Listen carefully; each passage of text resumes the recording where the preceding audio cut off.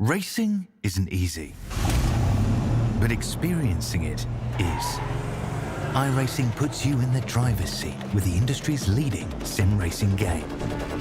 Drive on laser scan replicas of the greatest racing circuits from around the world.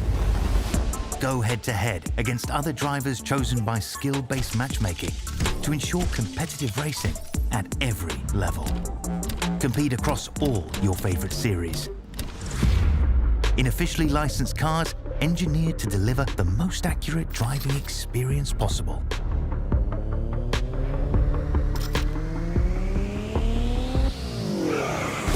Join a race or host your own with players from across the globe. Race against the computer or in a league with friends. Feel the thrill behind the wheel. Visit iRacing.com.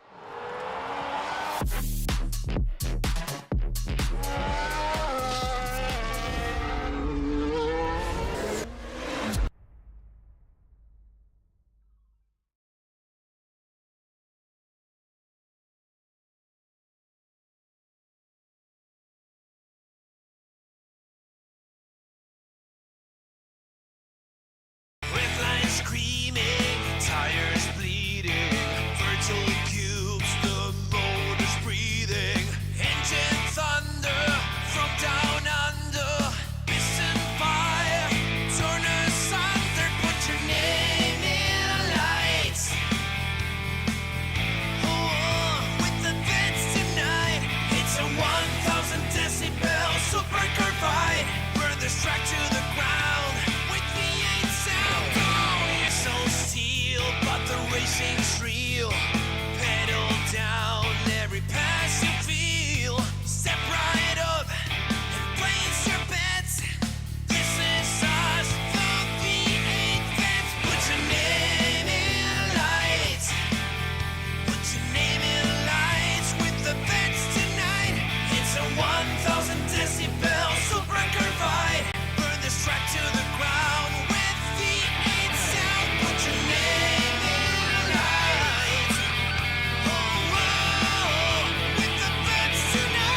It's a 1,000 decibel supercar fight. Burn this track to the ground with V8 sound. Burn this track to the ground. Come on now, put your name in lights.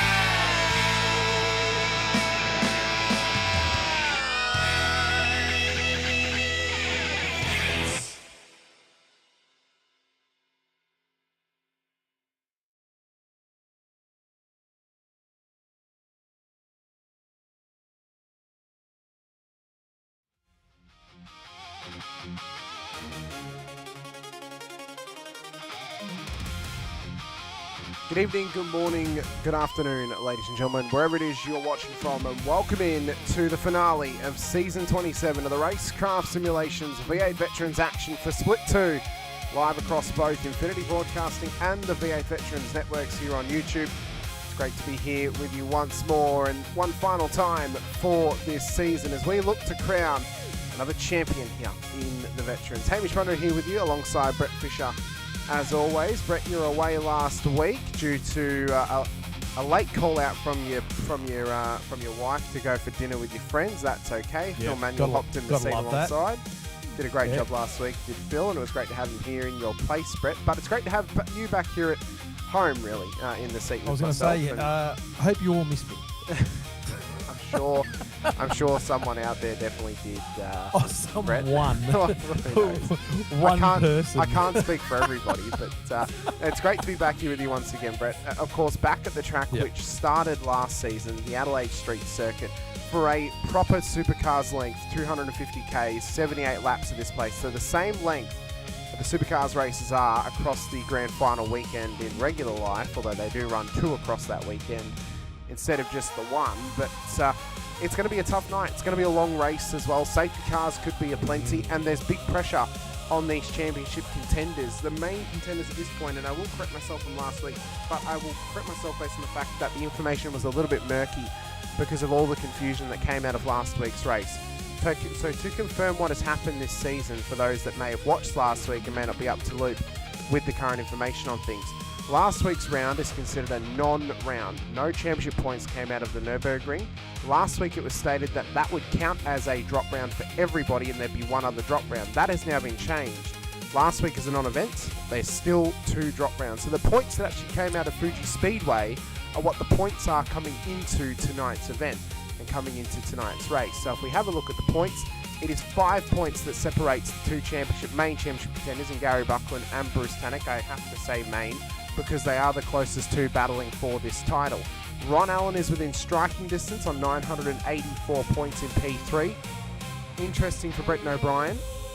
Literally with a minute to go, he has stepped into the race control booth this evening. He's not able to race, but he was managed to finagle average points, which is 9th place for the evening. So 162 points is going to go the way of Bretton O'Brien. So he is going to end the season on 1,142 points. That is guaranteed for Bretton O'Brien. So ultimately, Buckland, Tannock, Allen just have to outscore that, and they will remain ahead of Bretton O'Brien. Rick Viger, a little bit further back, could do it. Roy Clark, I would argue, is a little bit too far away, as the same for Stephen Kokoschke and Brett Horsell. The issue out of those names, but especially Kokoschke, he has not got the momentum on his side to carry into this race to try and pull off a miracle to win the championship. For me, Brett, there are 2 drivers that are in this. Bruce Tannock and Gary Buckland. For me, they are the 2 that we look at this list and we think those are the 2 that are going to battle for this thing. If both of them knock out, Ron Allen's going to be right there to pick up the pieces and win the championship. And I'll tell you what, too, haven't we seen some early contenders, and you'll be able to refresh my memory on who they were, but early contenders in this championship that have just crashed, literally, and fallen away from the top tier. Which is just interesting as it's sort of developed throughout this season 27. It's been a really good season. It's been very tight. I think one thing I've noticed over this season is the times in practice, the times on track for qualifying have just become so tight over the whole season. A lot of cars within a second of each other. I think I counted up to one night there was about 32 cars. So the split is getting even tighter and tighter. Well, it is. It's getting tighter and tighter, and thinking about who could be in this split next season, that's going to make it even tighter as well. Obviously, off the back of split 3, there are probably 3 names we're guaranteed to come up the split 2 next season. Matthew Day, Justin Wood, and more than likely Brad Hayes or Peter Kelleher would be making their way up to this split as well. I say Justin Wood and Matt Day. Matt Day was the champion, of course. Justin Wood finished inside of the top 10 9 times out of 10. This past round was the only time he didn't finish in the top 10 due to some personal issues, of course, understandable. He was unable to finish the race. Matt went on to win the championship. So those 2, we are almost guaranteed to either be split 2 or split 1, depending on how they want to measure it, how they determine where they sit. So those are the only 2, and I know Bruce McLeod has been saying it, they're the only 2 guarantees to be going up, because the champion has to go up. And Justin Wood drove what would have been a championship winning season if not for Adelaide. So those 2 more than likely are coming towards split 2 or split 1. And then it's the figuring out who else is going to join them. Is it Brad Hayes? Is it the likes of Peter Kelleher? Could Will Munro sneak his way in after being inside of the top 5 in the championship? I don't know if he had enough consistent performances to do so. But in saying that, this split is going to be very competitive next season, because then you've also got to think about who's going to come down, who's going to remain. Those are the points. Obviously, we'll speak about leading into next season as well, but looking at this championship order, right now it is Tannock and Buckland. Those are the two that are within the chance to win this. Ron Allen's going to be right there with the shovel, ready to pick up the pieces if it falls to the floor. Yeah, if the wheels fall completely off, there's plenty of people who are going to pick up the pieces. That's right, exactly right. Obviously, important thing to speak about as well, Brett Horsell mathematically, I would argue, has probably got the easiest chance of winning the Battle of the Bretts this season now. Oh, definitely. Brett, he's been in the top a powerhouse. 10. He has been a powerhouse this season. And then the Battle of the Andrews could not be any closer. Andrew Galley, Andrew Hoffman, Andrew Listener are separated by 28 points. Yeah. So that Battle of the Andrews is very, very close as well. So an interesting one for us to speak about, and we'll obviously have more things to talk about for next season as well, as we'll roll on towards it. Having a quick look at where we are tonight, of course, the finale, Adelaide. It all started back at Bathurst in round 1 through Road America, Road Atlanta for round 2 and 3. St. Petersburg made its debut in round 4 ahead of the Anzac Day round at VIR. Then we started the second half of the season out at Long Beach before going to the Circuit of the Americas for the West layout. Then through Fuji Speedway for the Rain Field Endurance race of 300 kilometres. The non-event at the Nürburgring last week, and then now into the finale. 250 Ks, 78 laps here in Adelaide will end out our season, and we'll prepare ourselves, I'm sure, for more to come. But we've got to have a look at where we're racing tonight, Brett. It's where we started last season. It's where we're ending this season. It'll be the semi-finale round of next season as well. We'll have more to speak about that at the end of the broadcast for the calendar for next season, when we give you a preview of the upcoming season in a few weeks' time, of course. But this circuit has become infamous in Supercars history.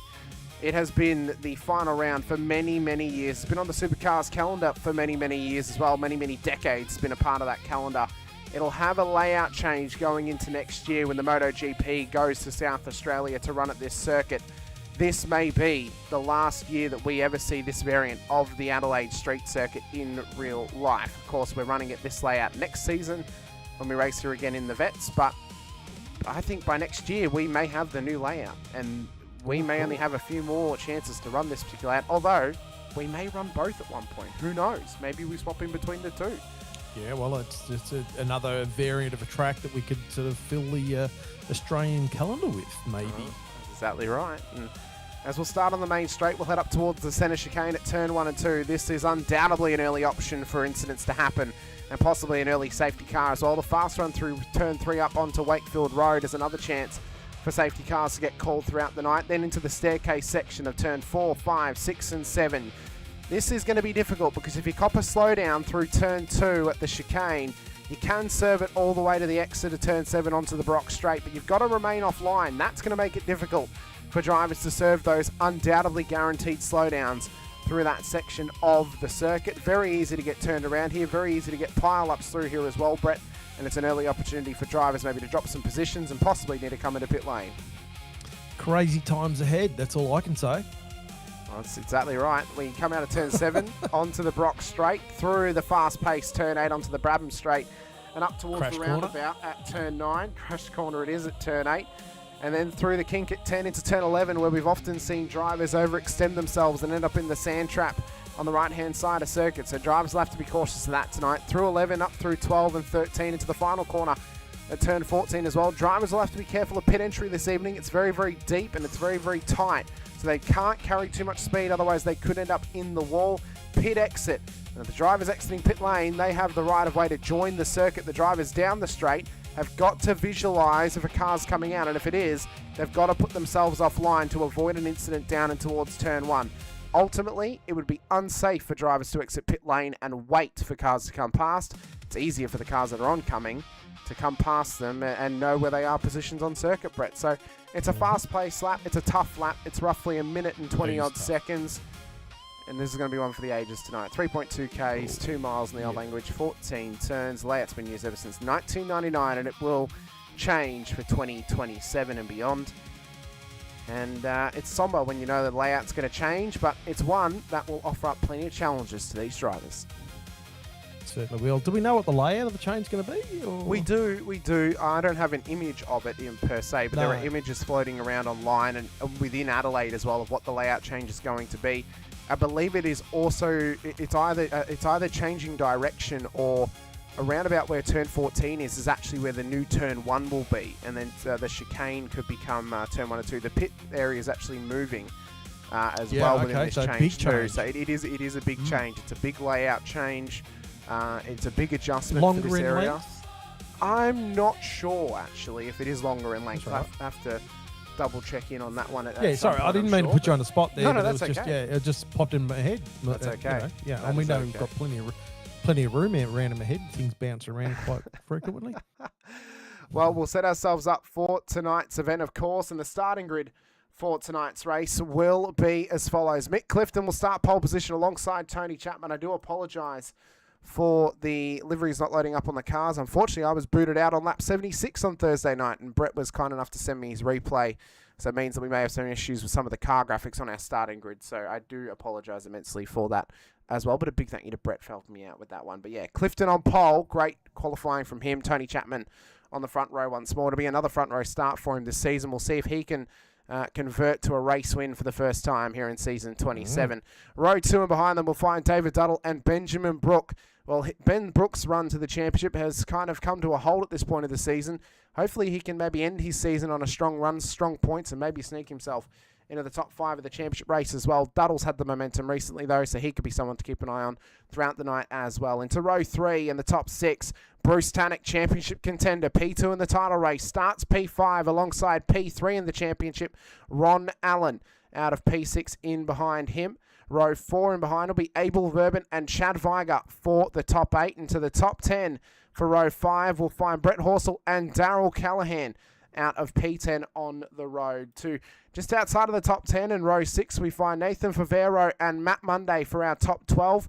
To row 7 and the top 14, we find James Boardman and championship leader Gary Buckland. If they were to remain where they were, Bruce Tannock would win the championship on lap 1 of this race, but they have to do 78 Pressure laps is to on. fix that one. But Buckland will have an uphill battle to win the championship as the championship leader here this evening. Don't count him out, though, because We're not going to count him out. we know he's a fighter. He's a fighter. He's a sneaky assassin, as we previously named him. He can sneak his way forward like the best of them, and it's Adelaide. It's a tough place to survive. Drivers will have to have to maintain the pressure and keep themselves going strong all throughout the race. Rick Viger, Jamie Peters, who's had a strong end to this season, finished P1 at Fuji on the timing sheets, was P2 on the standings at the end of the race, but he finished P1 on points because of a points penalty to the race winner on the day in Bruce Tannock. So he is now a race winner in Split 2 once more. Row 9, and for the top 18, it is Andrew Hoffman and Halil Cesar starting at our top 18 here. And for the top 20 in row 10, it's Andrew Galley and yourself, Brett Fisher, and All Shadow Racing, 10th row of the grid here, Brett. Yep. Great to see that my car didn't load. That's very rude when it happens, isn't it? It's It unfortunate. doesn't matter. Should be right. Things happen. Andrew Listener, Todd Duggan, the top 22 for row 11. Row 12, Yusuf Corfiadis and Paul Burns will start for our top 24 here tonight. Row 13, top 26, Pete Baxter and Michael Quain. And to row 14, we'll find Chris Blanchard and Roy Clark as well. To the top 30 in the 15th row of the grid, we'll find Scott McCune and Jeremy Bush. In behind them for row 16, it'll be our race controller and safety car driver, Jake Burton, who joined in his supercar, not in the actual safety car.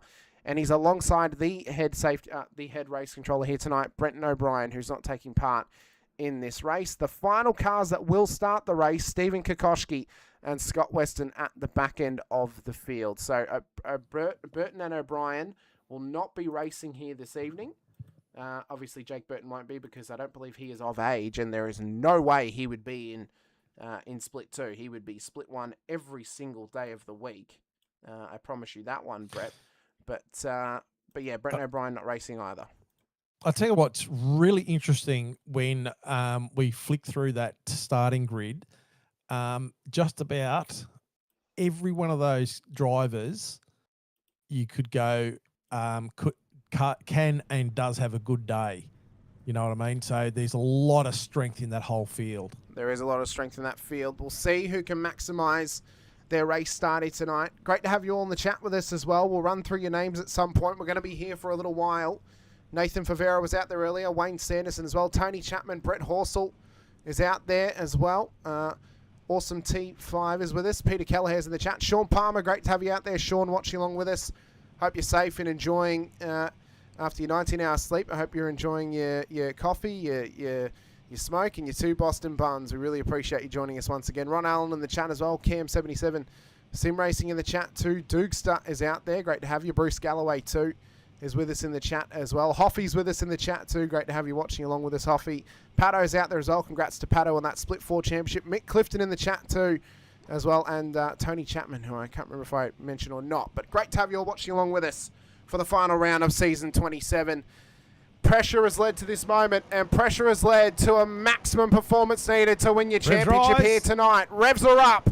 Mick Clifton on pole. Race start here in Adelaide. Who is going to survive the streets of South Australia as Clifton has snuck it past the pole sitter of Chapman into turn 1. Tannick and Donald together. Donald straight into the wall off of turn 1, 2. Tannick may get away with that. He looked to be far enough up, but multiple cars are trying to pile in and survive this moment back here. But that's put Duddle right in the way back. Same for Chad Wagner, unfortunately. And then James Boardman as well is dropping a few spots, but I think that might just be from the scrambling in the field off of this race so early. Blanchard off the road as well down at turn 4. Through the trees. Yeah, through the trees. Oh, and I think that car's got an issue. I think he's had a USB issue. You see the wheels lighting up at the back. He's had an issue with the PC. That's not what Blanchard would have wanted, but what a race start for Mick Clifton. Straight into the race lead and pace early for the Rockstar. But also, Tony Chapman getting away and quite reasonable. He hasn't had a big fail like he has had previous starts. So he'd be absolutely pumped about that start at the moment.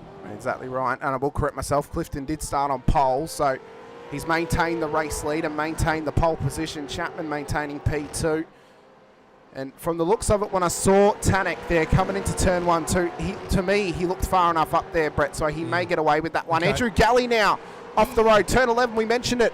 Running wide, very, very easy to do. Front end missing on that car. Got damage too, big damage. He's going to have to make a choice now. You either nurse it for this lap, get a CPS in, or you come in now, commit to the 3-stop just to get the car home. And no, he's going to stay out. He's going to nurse it for a lap. Look at the front of that though. That front of that car is hurt bad. It's so very, very hurt. He's making that choice. So he's going to struggle with that car to get around. Mick Clifton's still out in front. Tony Chapman just on his tail there, still within contact. And have a look at this start. We've had a lot of shakers and groovers. Gary Buckland up 7 spots, so he'd be pumped with that after that first couple of corner melee. Importantly as well, up 7 spots ahead of Bruce Tannick. Then we've got a pile up down here, down at turn 6. We saw Cesar was in there, I think Corfiadis as well, possibly. That was Hoffman in the wall. Wow. Back there is also a few drivers involved in that one. Cesar's carrying a little bit of damage on that 5 car. He'll have to nurse this now, possibly to the first pit stop. Tell you, first lap, action-packed. Second lap, action-packed. Oh, well, we're going to have 78 laps of action. I'll tell you what. Oh, Ron Allen. Ron Allen one. Straight in the wall at turn 11. One of the contenders in the wall. Oh, and he's going to get there. Yeah, he's got that around safely there. He has, but that uphill battle that we spoke about, Brett, has become even larger. As positions dropping, he'll get it going again. Doesn't look to be too badly damaged, but he's going to bring it straight into pit lane. Michael Quain's in as well, and Michael Quain's overshot it. We mentioned it. He's overshot it and straight in the barrier. Luckily, I don't think he hit it too hard, but those are the tests of the BP Ultimate pit lane here at Adelaide. Well, that's going to hurt time-wise, you know, like it adds more time, obviously, to your pit stop, and it's going to shuffle the field even further. Have a look at that now, though. So, where was I looking? Look at this. Jamie Peters up 8 positions into P8 on the road. What a race start for now the one-time race winner this season. Peters is on fire, and he's looking to chase down one of the contenders in Bruce Tannick, who now is not winning the championship with Gary Buckland right in front of him. How quickly things can turn. Certainly, yeah, that's what I was looking for, where Gary Buckland was, and I was looking behind Bruce Tannick, but no, he's in front. So this is very, very interesting for this championship. It's just come absolutely alive, and I must say, myself up 9 spots. Great job there. I was pretty wrapped with that. Great job there, just Brett. To talk about Give myself yourself a little pat on the back. Todd Duggan's up 9 as well. Listener up 7. Yep. Baxter up 10 in a great 10. race start. McCune 12. Burns up 8 as well. Corfiadis up 5. Clark up 9. Bush up 9. Weston up 11. And Kokoschki up 8 positions, taking advantage of the early onslaught. Although Kokoschki starting from pit lane today thanks to a previous license points penalty. He served his round ban last week at the Nürburgring. He started from pit lane damage here on the today. front of that car too. He's hanging some pretty good Favero damage. in as well, so there's damage on that car. And Kokoschki was one of those drivers I was talking about that, like had some really hot pace, really sort of looking a very strong championship contender. But unfortunately, the latter part of this championship has just got away from Stephen. It has just a little bit, and that's the important game we speak about of momentum, Brett. You've got to be able to carry it. You've got to be able to hang on to it. How very quickly momentum can slip away from you from one or two bad races. And unfortunately for Stephen, he's a perfect example of it this season. We look to next season as he may possibly remain here in Split 2. He'll obviously self-reflect upon this season. If he can get his teammate Pete Kelleher up into into Split 2, keep his teammate Michael Schreier in here as well, all of a sudden Synergy Sim Racing, they're going to be a strong outfit going forward here in the second split. 100%. I hope everyone's pumped up because this so far has been pretty action-packed, and I'm sure we're going to see more. This is a really tricky couple of turns there coming out of that front. It's easy to get a slowdown, easy to get the car out of sideways there. See as well, McCune, Clark, Cesar all trying to fight strong here. Clark and McCune up good amount of positions here. Double digits for McCune with 11, Clark up 9. Cesar the downfall out of that one, he's down 2 from his starting position, but these three Mustangs looking to fight together. I'll give you an interesting statistic here, Brett, that I realised the other day. So no matter who wins out of Tannick or Buckland, if either of them win, this statistic will continue. Did you know that every single season as Michael Quain has gone off, that is up at turn 10 or turn 9.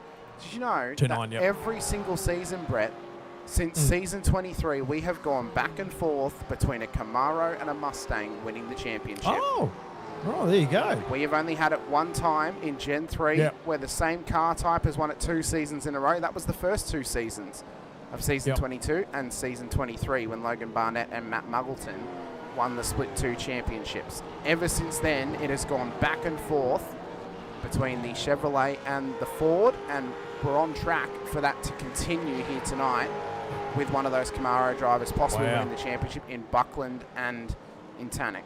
In Tannick, yeah. Well, you're full of it, Hamish. I know. Stats, full of stats. Yes, I know, full of stats. I can name the champions if you like as well, Brett. I can give you every single one. No, you'll just Pete Baxter. Pete Baxter has just gone into pit lane and he's done what Quain did. Second victim. Yep. So that's twice now that's happened. Yeah, I'll just write that down so we keep a record of it. I'll just also I was just looking at Ron Allen in the chat, just a slight slide from the rear that bloody tie wall just sucks you right in. So that's what's kicked his ass. Yeah, and you'll have work to do now to keep this thing in line. And he stated as well the fuel strategy's now gone out the window. He's had to change up the strategy tonight. Now, critical lap was roughly lap 32 or 33, depending on your fuel usage. So we should see pit stops well before then. They can't save 5 laps. The farthest they're going to go is roughly lap 27 or 28. So they can't fuel save to get there without a couple of safety car interventions as Scott McCune gets a slowdown and gets passed by Clark and Cesar on the back straight. So a few safety car interventions it would take to get us to critical without a stop. But ultimately we should see one stop to get us there, and then the critical point to get there, well, any lap will get us to lap 32 or 33 because you can put more in than what you start with. Just watching in that couple of sections back there, Bush just claiming another scar on the wall of turn 8. And what a fantastic turn that is. I mean, every time I went into that turn, you almost hold your breath for a couple of seconds, just making sure Bush just dropping again. Jeremy Bush has done it in the pit lane. Third time. Number 3. Keeping a tally of it, it seems. Yep. I've got 3 on the board at the moment. Yusuf Cortafidis, I think was that a pass? I think he had a blink. He had a blink and he dropped below Paul Burns. So good to see Burnsy back out on the road. We haven't seen him in a few weeks, I do believe. So good to see him back out there fighting away for the end of this season. Not fighting for a championship, of course, but still good to get the ego boosted with a solid finish in the final round of the season. 100%. As Ron Allen sets the fastest lap of the race. Previous time by it was a 1:21.97. This lap a 22.53. So he's got pace in this M1 Racing Mustang. And he what loves. a shame he got caught up in that early incident because I mean, this race what is happens, so long, Brett. It's so. I mean, this is legitimately the real distance of one of the weekend races at Adelaide in the Grand Final. It is the same distance. Anything can happen across 78 laps here at Adelaide. Anyone could drop at any point. It doesn't matter who it is. It could be Buckland. It could be Tanek. Either of them could drop. And if it happens, Ron, as long as he keeps his car clean, could be right there to pick up the pieces once more. And I found the distance was it was long, but I think that was part of the attraction to it because you got into that zone. If it was a short race, you sort of, you could battle through it, but you had to fight for the concentration. You had to fight to keep the car exactly where you needed it to be, all laps, every laps. So that's what I enjoyed about the race. It was just all that put into the mix, and it come up with a really good recipe. As we see Monday just hit the wall a bit. I nearly forgot to breathe then. Monday getting past locks the tyre. The lap traffic there of Jeremy Bush. Locked the tyre. We're on board with Gary Buckland at this stage. He is the current championship leader and current championship winner at this point of the race. As he mentioned, get that twitch through turn 10. Kept it tidy, kept it clean. Buckland right now just has to keep things cool, calm, collected. He can afford to let Tanek past him as well. He has to finish within 3 positions of Bruce Tanek, not taking bonus points into account. So with no bonus points, if Tanek doesn't win the race, it just has to be within 3, meaning 2 or less, and Buckland will win the championship over Bruce Tanek. But considering the early start where Gary was actually buried in the field, and now he's managed to put the car in front of Tanek. If I was Gary, I don't know. Big. Hallel says and Scott McCune about to coming together down at the final corner.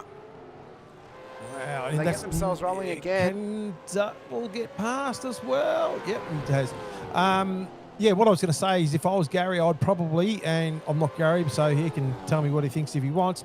I'd actually like to keep Bruce Tanek behind me at this point because you can see exactly what's going on. That's right. Well, Gary and you've got a bit of that control. Gary has just gotten past Matt Monday, which puts even more control into his hand. So that's only going to help Gary and put some pressure onto Tanek. And as good as Tanek's season's been, he's got to try and keep the same mindset he's had all season. Clear head, clear mind. Don't push too hard. If you put yourself in a position to win the championship, you're just going to hang on to it. It's okay to go for glory and to go for home, but you've got to be smart about it too. And Tanek has proven this season he's very capable of doing so. He has not missed a round this season as a round band driver. And there's a reason for that as to why he is contending for the championship right now. We often said, Brett, as we come into pit lane, we've often said if Tanek doesn't get a round ban and he can do every single round, he will contest for the title. And it is proof in the pudding tonight what that has done for Bruce Tanek this season. 100%, yep. And as we've talked about before on this broadcast, that we've definitely seen a different Tanek this season, and it's actually been really, really good to watch him race. It's been good to see him actually take to him. Well, I was about to say, on his best day, he's been one of the best drivers to watch on track this season, I would argue, Brett, from an outsider's perspective. Just watching the way that he's been able to control the car this season. The drive that he had at Fuji, outside of his points penalty, was probably one of his best drives to date. That was a spectacular performance from him out at Fuji Speedway, and undoubtedly, if he's going to win the championship tonight, he has earned it throughout this season. The one thing you'd hope, though, is he doesn't throw it away here in the final race. 100%, yep. And like anything, like any good football game, cricket match, not that I'm into any of them, or any race, all you want to see is a good battle. No one likes to see a runaway where the one team or the other just gets slaughtered. But let's get down to the nitty gritty. Let's grit the teeth. And let's have a good old dinky die battle. Sports games like that. You think back to the previous 3 AFL Grand Finals. The last 2 have been blowouts in the way of Brisbane Lions winning their back-to-back premierships. The year prior, They had an absolute back and forth rip snorter of a game with Collingwood. Even as heartbreaking as it was for me, it was probably one of the greatest games of football I've ever watched. And when you get a close game like that, when it matters most on championship day, what more could you ask for on that occasion? Exactly. You know, what more could you ask for? And, you know, yes, the last 2 years have saved me from heart palpitations like 2023 didn't. But these drivers are dealing with a similar mindset right now of just trying to keep it close, keep it clean, and keep themselves in check. Lap 11 to 78, so we're getting closer and closer actually to the halfway point of this first stint of the race. I doubt we're going to see any strategic stops within the next sort of 7 or 8 laps. Within by about 10 laps away, as Jeremy Bush has just had a moment, and that was down at turn 10. He's allowed a car past him now, so he's had a rough night so far, Bush. So, as you talked about, we're on lap 12 now, but Mr. Clifton out in front at the moment, doing a great job. Tony Chapman, he's doing a really good job there. Great to see that he's managed to get the car away from the starting grid, and he's actually having a half-decent crack at it here tonight so far. So you can look at the progression of Tony Chapman this season of getting more and more used to starting on the front row, Brett. First time he had pole back at St. Petersburg. Unfortunately for Tony, it didn't go so well. The next time he had pole, it didn't go quite well off the start. Tonight, though, much maybe better that's race the key, start starting second spot. Well, maybe it is, but much better race just start than takes he's that pressure previously off. had on that front row. Although he didn't take the race lead on lap 1, he's sitting strong, he's sitting comfortable, and he's sitting with the race leader challenging for this win. Another one who has been prominent through certain times of the season, Brooke. He's definitely sort of had the pace to be up there. Another one, Verban too, Abel Verban. Another one that's really, standing up as well. Super consistent for Abel Verban this season, it must be said. And yes, he's had some, through self-reflection, I would assume, he's had some moments that wouldn't be as good as the highest of highs he's had this season, but he could still finish his season off very, very strong here by getting this car inside of the top 5 and ending his season with a solid bag of points. That would be very helpful for Verban. If he gets himself into a team for next season or the season after, he'll be one to watch. He's got pace about him. He's got, his racecraft's getting better week in and week out. And that's going to be the key, for those drivers that have been here this season or who are coming in for next season. Get your racecraft up to snuff incredibly quickly. You will do well in Split 2. Doesn't matter how good your pace is. If your racecraft's not matching it, you won't get the results that you need. And that has been the tale of Split 2 for a long, long time, Brett. Not just in Gen 3, but for a long time. Not only racecraft, though, but consistency. Yep. I think that's one of the biggest things. We saw Randall, wasn't it? He won it purely. He didn't win a race. Won last season without winning a race. Yeah, exactly. So that's what I'm saying, is that consistency is the key.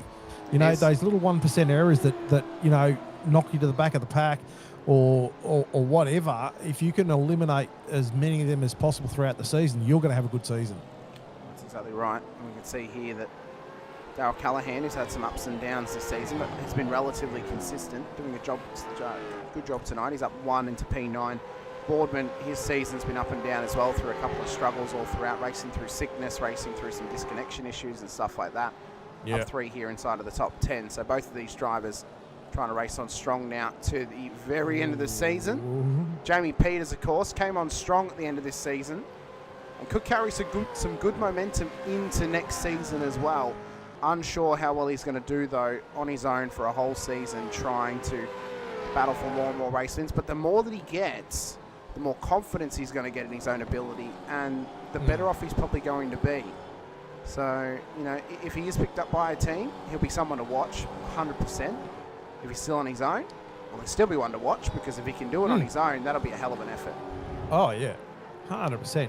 Brett Horsell down at the back of this pack here at the moment, he has had an outstanding season thus far. Yep. Creeping into the top 10 for, I think, majority of the season. But, he's had quite outstanding. Oh, Weston. Yeah, Scott Weston is off there at turn 4. Kokoschki's just come past him. I wonder if there may have been something between them. I'm not sure, but I'm sure it was called in. Confirmation from Race Control, by the way, that incident with Dave Duddle and Bruce Tannick was a no further action. Bruce was far enough up. And then the incident with Scott McCune and Halil says was also a no further action. Just reading the description here, Halil had actually lost control at the final corner. Didn't have enough time to hold his brakes and stop the car from actually hitting McCune, who tried to come past him. So that's why they've determined that one as a racing incident between the two of them. So, you know, O'Brien in the booth of race control with Jake Burton alongside him, and they are steamrolling through the incident reports out there for those that have called them in. Roy Clark into pit lane.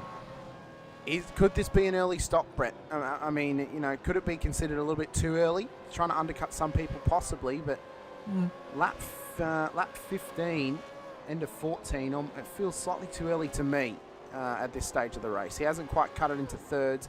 Could be struggling maybe with some damage or something, but it definitely feels a little bit too early to me. How do you feel about that, knowing you pitted back on lap 9? Well, I pitted back there just to get out of a bit of traffic, hopefully get some clear air. And I just wanted to take a different strat, you know, like, and just roll the dice a bit. Because I think I was in a little bit of pack, just being held up just a touch. And if I could get into some clean air, I could have, same. See what happens. We'll see what happens. And, you know, speaking of consistency in the chat, Ron Allen and Tony Chapman mentioning it. You know, Ron mentioning that Brenton has probably been the story of consistency this season, and you can't really disagree. He has been consistent with his qualifying, but he knows personally that he could do with getting his qualifying a bit better. But his race consistency has been top tier, bar none. Probably been the best consistency on the racetrack all season long. And then, Tony's saying this is what he has to work on, which that takes time. You know, this is only Tony's second attempt at Split 2, and I believe it's only his third or fourth season in Vets. So Hoffman in pits. Tony's doing a great job at this stage. Knowing of what his last attempt at Split 2 was like, this is night and day for Tony. Absolutely night and day. And, and I think he'll get there. The pace is there. He gets that consistency up, and his racecraft's getting better and better week in and week out as well. Tony will be someone to watch going forward too. Lap 16 of 78 here at Adelaide. The grand final, the finale round of season 27. Little battle there between Monday and Tannic. He's just stuck behind Matty at this stage is Bruce, trying to find his way through. We can see here sort of pressure that's put upon these tyres around this Adelaide Street Circuit. You see how many bumps are on this street circuit, Brett. It's unbelievable the amount of suspension movement that these cars get and the amount of attack that they get off of the bumps in these roads. We're going to sit on board with this because he's actually approaching turn 1 and 2. So let's watch this as he hops over the curb.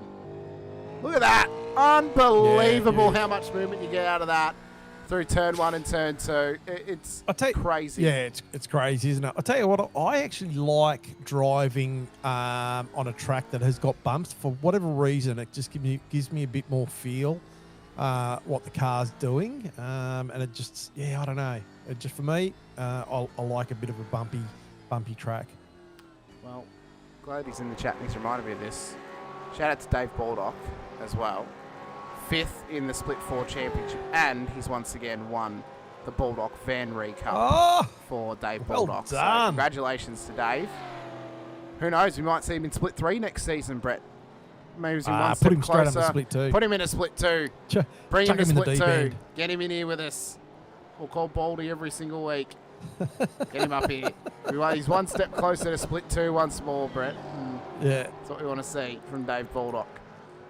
Yusuf Corfidis as well. He's running strong here tonight. And interesting moments throughout this season, Brett. Probably most notable, I would say, for Yusuf Corfidis was the weird safety car shenanigans that we had back at Road America in round 2. And Yusuf was one of those drivers that got called around when he had actually stayed out of pits and was leading the race and got called past and nearly lapped the field. So that was a funny moment for sure this season. But Yusuf's been consistent. He has had some struggles throughout, and probably his biggest blunder this season would have been Circuit of the Americas, where he accidentally put wet tyres on in his first stop in the race, and that killed his chances at a top 10. But he's someone to watch out for. He's incredibly strong on the circuit, and he's got great pace. His racecraft is really, seriously is getting better and better. and he'll be someone to keep a keen eye on going forward for sure. And he's Verban- becoming one of those. Verban new just got names. past Brooke. Oh, look at that. Abel Verban, who we've spoken about previously. Did he tag the wall and 8? I don't know, but Ben Brook wants to try and get this done. Watch for Buckland Gary on the Buckland on the inside. inside. Turn 8 or turn 9. smart Can't move, quite smart get move. there. Yeah, backed out of it. Didn't want to put too much pressure on his championship. Wasn't willing to push for it too hard. Sorry, I didn't mean to cut you. Oh, and we've got It's okay. someone. That was Michael Quain. Michael Quain is Michael off Quain the road. again. He's having a hard night. That's down at turn 11. So Quainy's off. Mick Clifton now race leader in the pit Clifford in lane. pit. Michael Hayes in the chat with us as well. Great to have you with us, Hazy, watching along tonight in the final round of the season. So, as we stated, Chapman has now taken the race lead. He's got a 3.2 second gap over P2 and Abel Verban. We talked about that before.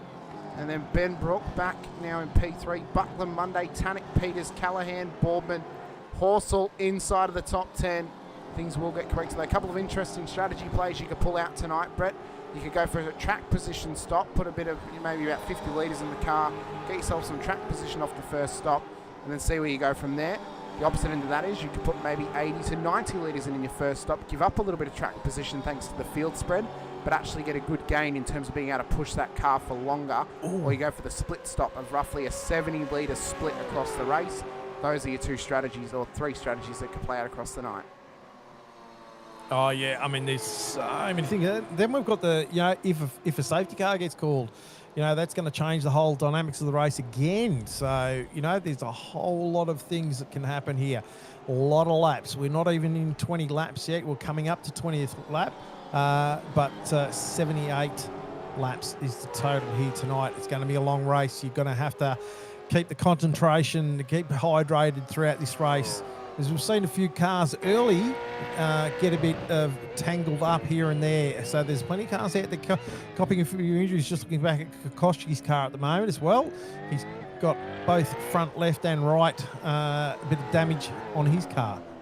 Yeah, Cesar as well has a little bit of damage on the front of his car Yeah, too. front left. But front right, both of these guys have been running pretty well strong together throughout this race. They're just tucked up nicely together at this point, so it's good to see from them, and they're just trying to push forward. They've got an 11-second gap up to Rick Viger, so they've got plenty of time to try and chase down Jamie Peters with a blinking issue just then, but he's still running strong. In and amongst this tight pack of cars with Duggan, Boardman and Horsell right on his heels. So this is an enticing battle. We're right on board with Boardman. He's third in line here, and this is a pack that could be one to watch. There's plenty of packs to watch, I'll tell you that right now. Take that to the bank, as they say. Oh, Peters is still blinking. Blinking. Yeah, still blinking. That's going to start to put Callahan off if that continues happening. But you don't want a blinking car in front of you as you go through turn 8. I'll tell you that right now. Exactly right. Mick Clifton's saying it's still a bit early to stop, as he had already come into pit lane, so he's obviously made that determination. Ben Brook is now in, Brett, so he'll come down pit road. Oh, Boardman getting super deep in behind Callahan. Nearly tasted what he had for breakfast. Somehow he didn't. I don't know how he's done that, but he's pulled it up. In towards turn 1 and turn 2. Watch the ride over the curbs. Oh, look at that. Yeah, full nicely commitment. Done. Yeah, nicely done. I tell you, there was a lot of satisfying parts of this track. There's when you go through turn 1 and 2, and as fast as you can, obviously, and turn 8 as fast as you can. They are very satisfying to get right. Exactly right. See, Gary Buckland has now been passed by Bruce Tannick and Matt Monday. Oh, so Buckland has dropped a little bit of pace here. Well, it's only recently happened, so I wonder if maybe trying to get past the lap traffic of Bush has held him up a little bit. That's allowed both of them past, but that has now allowed Tannick and Monday past him here at this point of the race. Oh, you're right there, Hamish? I am. I had a bit of a glitch then on my glitch. My throat. I know he's shutting down. I tried to talk, but have you tried to turn it off and back on again? Oh, I don't want to do that one. Nearly happened once. I got a blue screen on the way back again. Don't really need that. But Brad Doble's joined us in the chat as well. Great to have you out there with us, Brad. Watching along. Roy Clark's with us too, and Anita Buckland watching along as well. So great to have you all out there. Yep. here with us Pushing tonight. out wide. He's sort of This scrambling the battle guys pack that come down is the front. Jeremy Bush. I don't know why Jeremy's actually still going with that car as damaged as it is. He'd be better off coming in and fixing it up. Cranked. Yeah. Have a look at that. It is, yeah. I probably should just bring it into pit lane there, Jeremy, at that point. Yeah. But Oh, well. but keep going, keep pushing on. 75% tonight is 59 laps, so you've got a fair way to go to get to your 75% to be classified with points. Chris Blanchard, Michael Quain currently not looking like they're going to make that marker. And I believe Chris is actually going to try and test the car out at some point to see if he actually fixes the issue he had on lap 1 of the race. That's really going to kill his season, though. That'll take him out of the top 10 by not scoring points here tonight. It's a real shame for Chris Blanchard, but we know, and I know after speaking with him last week after his win at the Nürburgring, he loves racing in Split 2. It's one of his, this is one of his favourite nights of the week to go racing here, and he is a massive fan of being within this second tier of the veterans. So it's obviously not strategic because he's had a USB issue, but Blanchy is he's driving well and he's in good form going into next season. And well, yeah, interesting. Shane Randall joins us in the chat. Last season's champion, and congratulations to him on his performances in Split 1 this season as well, and his first season up in Split 1 in a little while. Brett, let me just double check actually where he finished in the standings to give some comparison for us. He's mentioning surprised that Callahan, Boardman and Horsell have not actually pitted yet, being that they're behind Jamie Peters, but they may just be trying to stick to a number. But Shane Randall, first time back in Split 1 in quite a few seasons as the Split 2 champion, finished P15. Wow. I'm overextending how well he did. P15 that's a good Split 1. That's a good solid effort. That is a very good effort. Yeah, 100%. Well done. That's a great job. Just for watching, Shane Randall. just watching. Who's in front of Boardman? Callahan. Just Callahan, just getting the car sideways in a couple of times, getting really close to those walls. So he's just fighting the car a bit. Tannick now past Monday. Oh, Monday getting loose. But Monday sideways. So that's. Oh, Buckland couldn't take advantage. He wasn't close enough. No, he was not close enough to get past. So that's hurt him. Tannick's on a run. He's not mucking about here at all. One more spot, So, one more position would mean that Buckland's going to be under big pressure. 2 more spots would give the lead of the championship by a single point to Bruce Tannick. It's crazy how it can happen. Nail biter. We've got a nail biter on our hands at the moment. So I hope you've brought all your drinks and your snacks with you because you're going to need them. This is going to be a great one.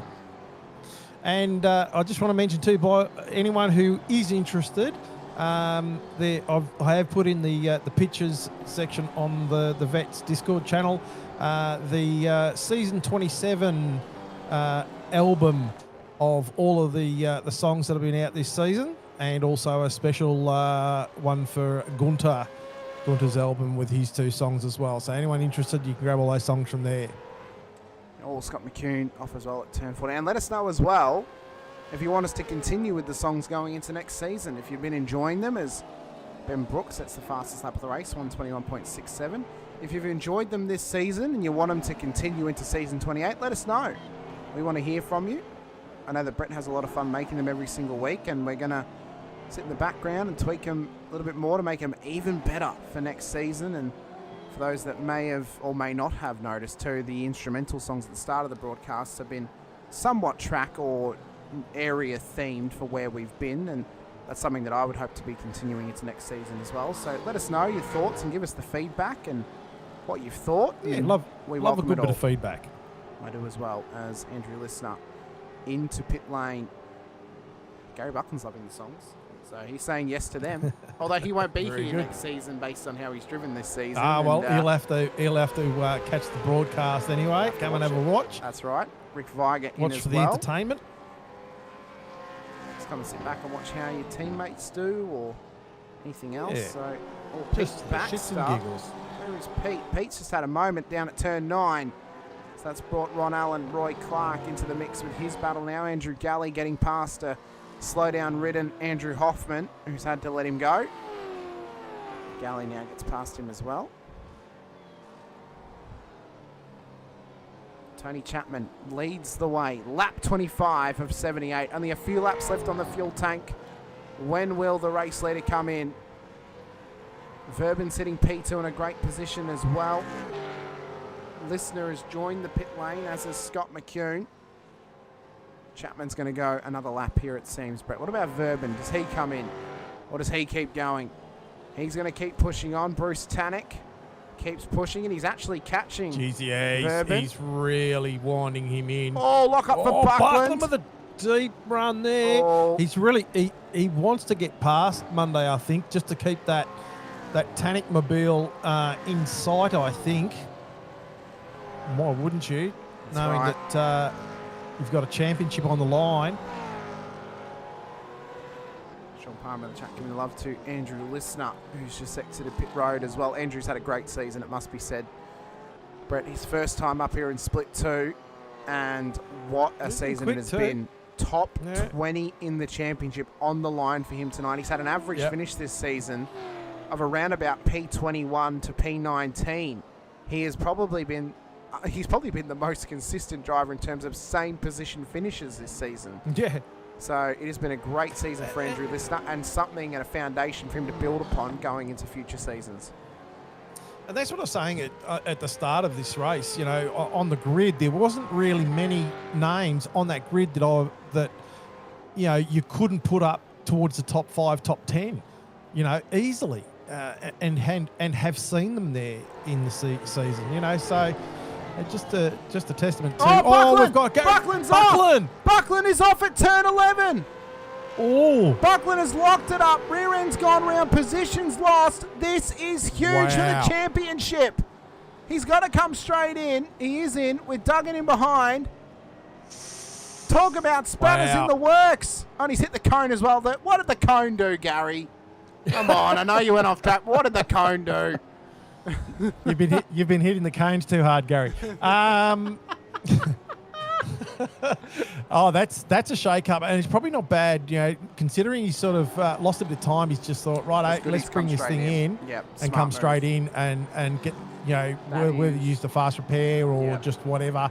Let's get it sorted quickly. That is one thing that I recommend often at times, is if you actually have an incident and you've had it close to pit lane, just come straight in. You've already given up time.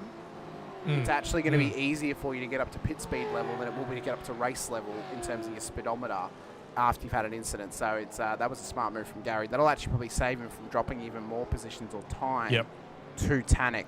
So I wonder whether Tannock's noticed anything there, or he's just got his eyes forward.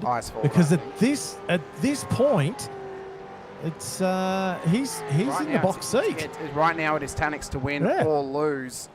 He'll come into pit lane behind Verben. Chapman's actually gone a lap longer, by the way, onto lap 28, so he's gone the longest of the lot.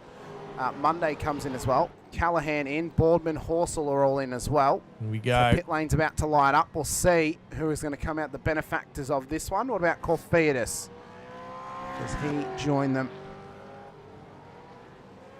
The other interesting thing too, with Tannock coming into the pits the lap after Buckland, if he is watching that timing tower at all, he'll be able to see on relative, depending on how much fuel each of them take, what the deficit is between the two of them. Well, here is Buckland back in P18, and he couldn't have come out in a worse position behind traffic. So this is only going to hold him up, especially with yourself and Roy Clark saying on battling. traffic? Yes, You're Brett. saying on traffic? Yes, Brett. Thank you very much. You're welcome. But in amongst this pack of cars, this is not going to help him. This is only going to drop him time. Tannock has already come out, and he's come out well ahead of where Buckland is. He's come out actually right behind Monday and Clifton. Monday's gained good in pit lane. Clifton took a longer stop, though, 38 seconds, so he's actually still sitting good for a podium position after this stop process. Tannock now coming up against some some lap traffic too. No, this isn't lapped. This is not actual lap traffic, but this is actual traffic. But this is going to kill his run there a little bit. The beauty will be is though Clifton and Monday are running at a slightly stronger pace than Clark and yourself are at the moment. Brett, Clark with that 25, yourself with a 24. Clifton previously at a 123. So the pace actually up here, further up the order, is actually a lot better. Could be better, for Bruce Tannock. So Tony Chapman's now in. Ben Brook is up into P2. Kokoschke still needs to come into pit lane for his first stop of the race. Is Brook going to take the race lead as Kokoschke comes in? So Brook took a shorter stop, 23.1 seconds was his stop time when he last pit. He'll take the race lead. Will lead us on to lap 29 of 78 here. There's Chapman, there's Kokoschke. Interested to see what Kokoschke comes out in comparison to the likes of Cesar, who he was battling with earlier on. James Boardman's dropped down the order as well out of his battle, but he's also taken a longer stop. 38.91 seconds is going to roughly equate to around about 90 litres. So he's taken that longer stint strategy here on the second run, comparatively to some shorter stint stops throughout the field, as we'll have a look at some of our pit times. Roy Clark's another name that we haven't really mentioned, have we, tonight? He's had some good results as well. Like, you know, as I said, we continue to talk about different drivers, and I'll tell you what, yeah, they've just, the whole split two has just really, over the last couple of seasons, stepped it all up, you know. Kokoschke, by the way, we just mentioned him, and you're right, Roy Clark has stepped things up. He challenges for a top 5 in the championship tonight. Kokoschke's come out of pit lane. He actually had a shorter stop than what Cesar did, but Cesar's actually managed to undercut that time a little bit out to about 1.8 seconds. So that lap, stopping that lap earlier has actually helped Cesar here gain a bit of time over Kokoschke in their battle further down the order. Good comeback here for Ron Allen, up to P8, only down 2 from where he started, and he's already used one of his CPSs. So he's good now, possibly for a top 10 finish here tonight if he can remain and keep this car clean. And Callahan and Horsell in behind him. How many split one drivers did we have come down this season? Let me check. And where are they on the championship? That's, you know, because you're the stats man, you know, like you know all that sort of stuff. Because I'm just... The drivers that came down was... Did we even get any that came down? We didn't get any that came down. Oh, okay. I don't believe. I believe we only had drivers come up from split 3. Yeah, okay. We had the top 5 in split 3, and then we had a good chunk come up from split 3 as well, because we had about 10 or 12 drivers come up. Yeah, from some split 3. returnings. Yeah. Yeah. So it would be the previous. It'd be the previous season that we had. Oh, sorry, Stephen Kokoschke's just gone off and into the wall at turn 3. Kokoschke is off broken. the road. That car is broken. It is near the escape road. If this thing is called as a safety car, it could not have come at a better time, but a more contestive time, Brett, because we are 2 laps away from the earliest critical lap here this evening of lap 32. That is a big moment and a big spot for that to happen. Apparently, Gary came down from split 1. Oh, yes, he did. Sorry, I do apologise. Yes, he did. Gary did come down. I'll have to double check the list, actually. You know what the issue is? They weren't actually highlighted. That's why I didn't think anything came down. Right. Yeah. Be interesting, though. Gary Buckland has come down from split 1. He's going to go straight back up there again. He could be the first one, I think possibly ever, to come down from split 1 and go straight back again as champion. Cars are coming into pit lane, and there's a good reason why they're coming into pit lane. The safety car has been called by race control, so Project Fade Streetwear safety car will get out there, although it will be in the form of a Chevrolet Camaro here this evening, not a Porsche 992.2. But the safety car has been called. Cars are in pit lane. So lap 30. So lap 31. Oh, Brook's gone off. Brook has just gone off at turn 11. Ben Brook has just gone off at turn 11. Wow. So the interesting point now is, Brett, we are technically 1 lap away from critical lap. So if drivers actually stayed out, till this point, and now they come in, they'll save a lap under the safety car. They should make it home from here. Yeah, geez, that was a squeeze. Tanik nearly got the inside of... Cars are in. Chapman has stayed out. Tony Chapman has stayed out. Is this a mistake? Because Chapman and Callahan have both stayed out under a free kick at the right time. Oh, no. Yeah, you got it. You have to come in. Even and the thing is, Brett, even if they pit now, right? And let's say let's say they're a lap short. You just come in again at the next lap and you pit under the safety car. That'll get you home. Yeah, Tony's just gone. I didn't pit because I didn't think I had enough gas to make it. Yeah, oh, okay. No. That was, I think, but that was one of the things that even if we were one or so laps short, I think you could have saved enough fuel. Well, you save in the safety car. You save 1 lap under a safety car. So if you're 1 lap away from critical, you pit because you'll get the lap back under the safety car anyway. Yeah. And then you can fuel save a little bit and here and there because it's still a long way to go. So yeah. Nathan told him critical lap was lap 34. Oh no. Nathan, you have. Well, what I would say then is, because I don't know if Tony does this, but what he could do is, Brett, is yes, he's at the front of the field right now, but he could pit on this lap. He could just come in. But do you know what I'd say to Nathan? What would you say?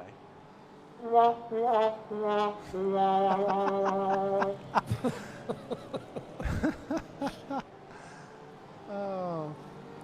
Sorry. Go. But even then, if you pit now and you didn't want to save the fuel, you pit anyway. And then let's say we're getting towards the end of the safety car, you just come straight in under the safety car for another stop. Yeah, it's a lesser loss. Yeah. It's the lesser of two weevils. Now, the beauty is for Chapman and for Callahan and even Duggan as well is they can push on for a fairly long time. Let's say this field stays close. Although Duggan's actually coming into pit lane, so that's now null and void. Let's say the field stays close and they have to pit under green flag. If they can go out to, say, lap 50 and then pit, they're going to have the tyres to actually run down the field somewhat. I don't know if they'll be able to run down the race lead, but if they get a late safety car and they can pit for free for a set of tyres, they'll be golden again. Oh, hallelujah. Because they're going to have the grip. And they're going to have the benefit of that grip. So it's not over at this point. We're only halfway through this race. And the interesting little stat for you here is Bruce Tannock, P4 on the road, is up 8 positions from Gary Buckland. Bruce Tannock right now is winning the championship, where it currently sits. So Gary's got work to do after that mistake. Clown on track now.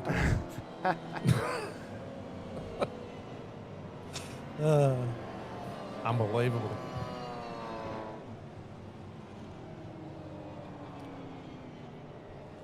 Well, you can see this is where Gary is back here. P12 in and amongst the gaggle of cars.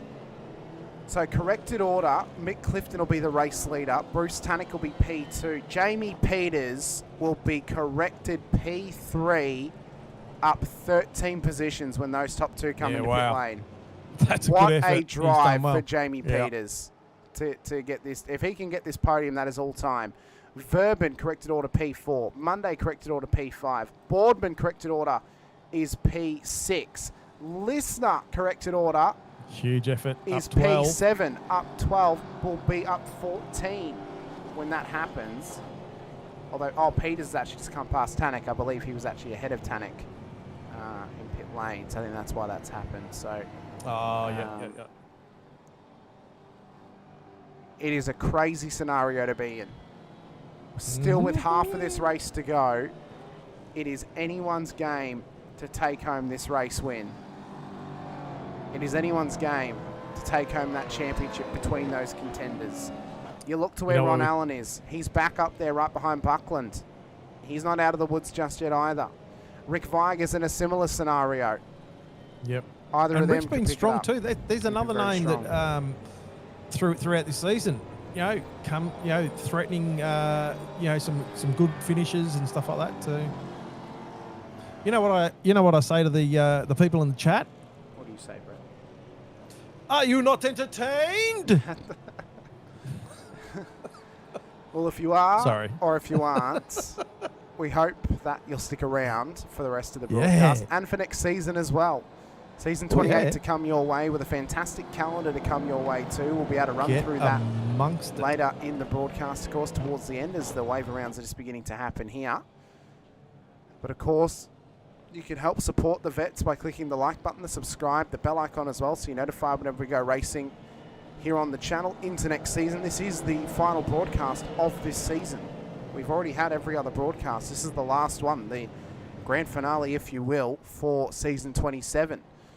We're back with you in June, towards the end of June, around about the 27th, for the first round of next season, when SimSpeed will start us back up once again with Split 1 on the Thursday night. But what more could you ask for? And if you want to help support us for Split 2 and the other ventures we have here at Infinity Send me money. Broadcasting, you can send Brett money, or you can click the like button, the subscribe, the bell icon as well over on the Infinity Broadcasting channel. Monday morning, 9:50 a.m. Australian Eastern Standard Time. We're back once again with Highside Motorsports as they go racing for the Carbon Coats 150 at New Hampshire Motor Speedway. So you can get some Gen 6 NASCAR action on your screens Monday morning to start out your day. And then Vets will be back in a few weeks' time for Split 2 once more on the Saturday evenings. More and more to come here in 2026. And what more could you want out of sim racing here in Australia, even internationally as well? So what a race to the end this is going to be. What a season it's been. It's been building to be an absolute ultimate crescendo here tonight for this championship. 2 seasons in a row we've come to the final round with a close championship battle on our hands, Brett. Yes, last season's ended in a little bit of controversy. Tonight's looks to be going right down to the wire between Tanik and Gary Buckland. And that's the way we love it. That's exactly right. That's exactly right. And it's exciting for what's to come as Jake Burton will pull away from the race leader, Tony Chapman. He'll drive his Chevrolet Camaro safety car back to pit lane. Beautifully donated by Trans-Tasman Racing this evening for him to drive that on track.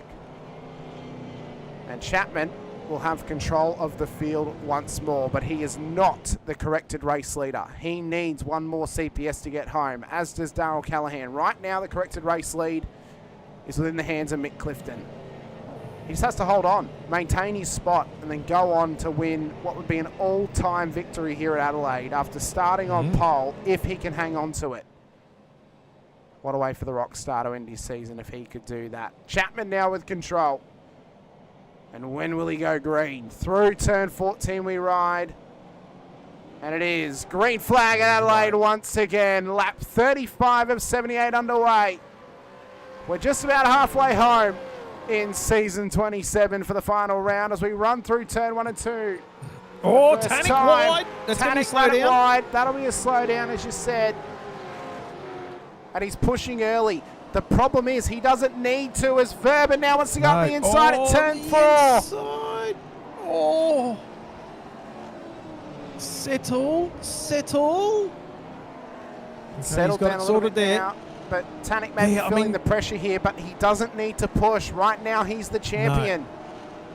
He can just sit here, lay back and wait.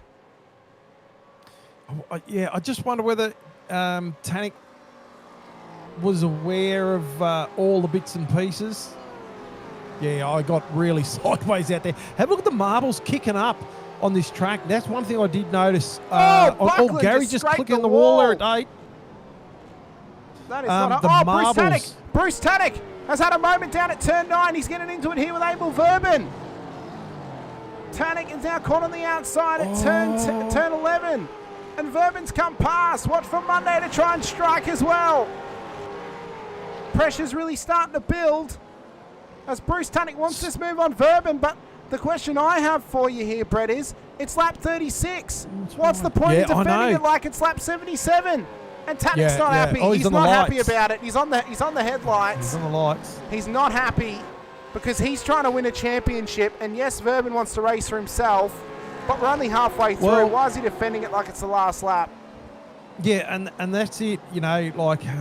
Yeah, how do you... Oh, I don't know. It goes back to that classic conversation of pick your battles, doesn't it? Yeah, it does. It does. Maybe... I don't want to say it. Maybe it's some of the old Tanik coming out. Just a little bit of frustration. And knowing how much is on the line... Can we blame him for the frustration? Oh, no. Knowing the position definitely not. he's in. Yeah. You know, but I say, like, you can see Tanik just in the sorry, not Tanik. You can see Gary Buckland in the background there. So, you know, obviously Tanik wants to sort of put some distance. Oh, like big. He's trying to move. He's trying to run him all the way on the... Oh, and Tanek's just absolutely mugged him off. Tanek has just mugged him off in through turn 9. And Verben's now under strike here from Monday and possibly Boardman as well. This is really heating up here. This is really, really heating up. No, Gary, that was... I didn't say... did I say you? No, it was Tanek. It was flashing. So Tanek's now moved his way past and broken away, and it looks now chased down the and time I think that's been lost. I think this is what Tanek was wanting, because he probably felt like he was being held up by Verben.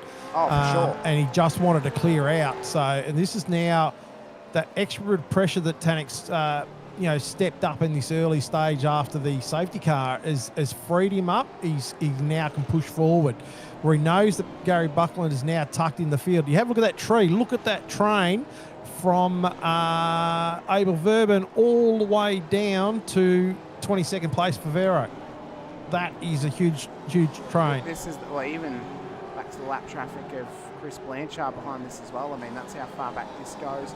Chad Weiger's just had a moment further down the order. That car's got a bit of damage now as well as he continues on. But you see, I think that was either Verben or Monday just scraping the wall at turn 8. Yeah. You're driving real, real strong are these drivers, but it's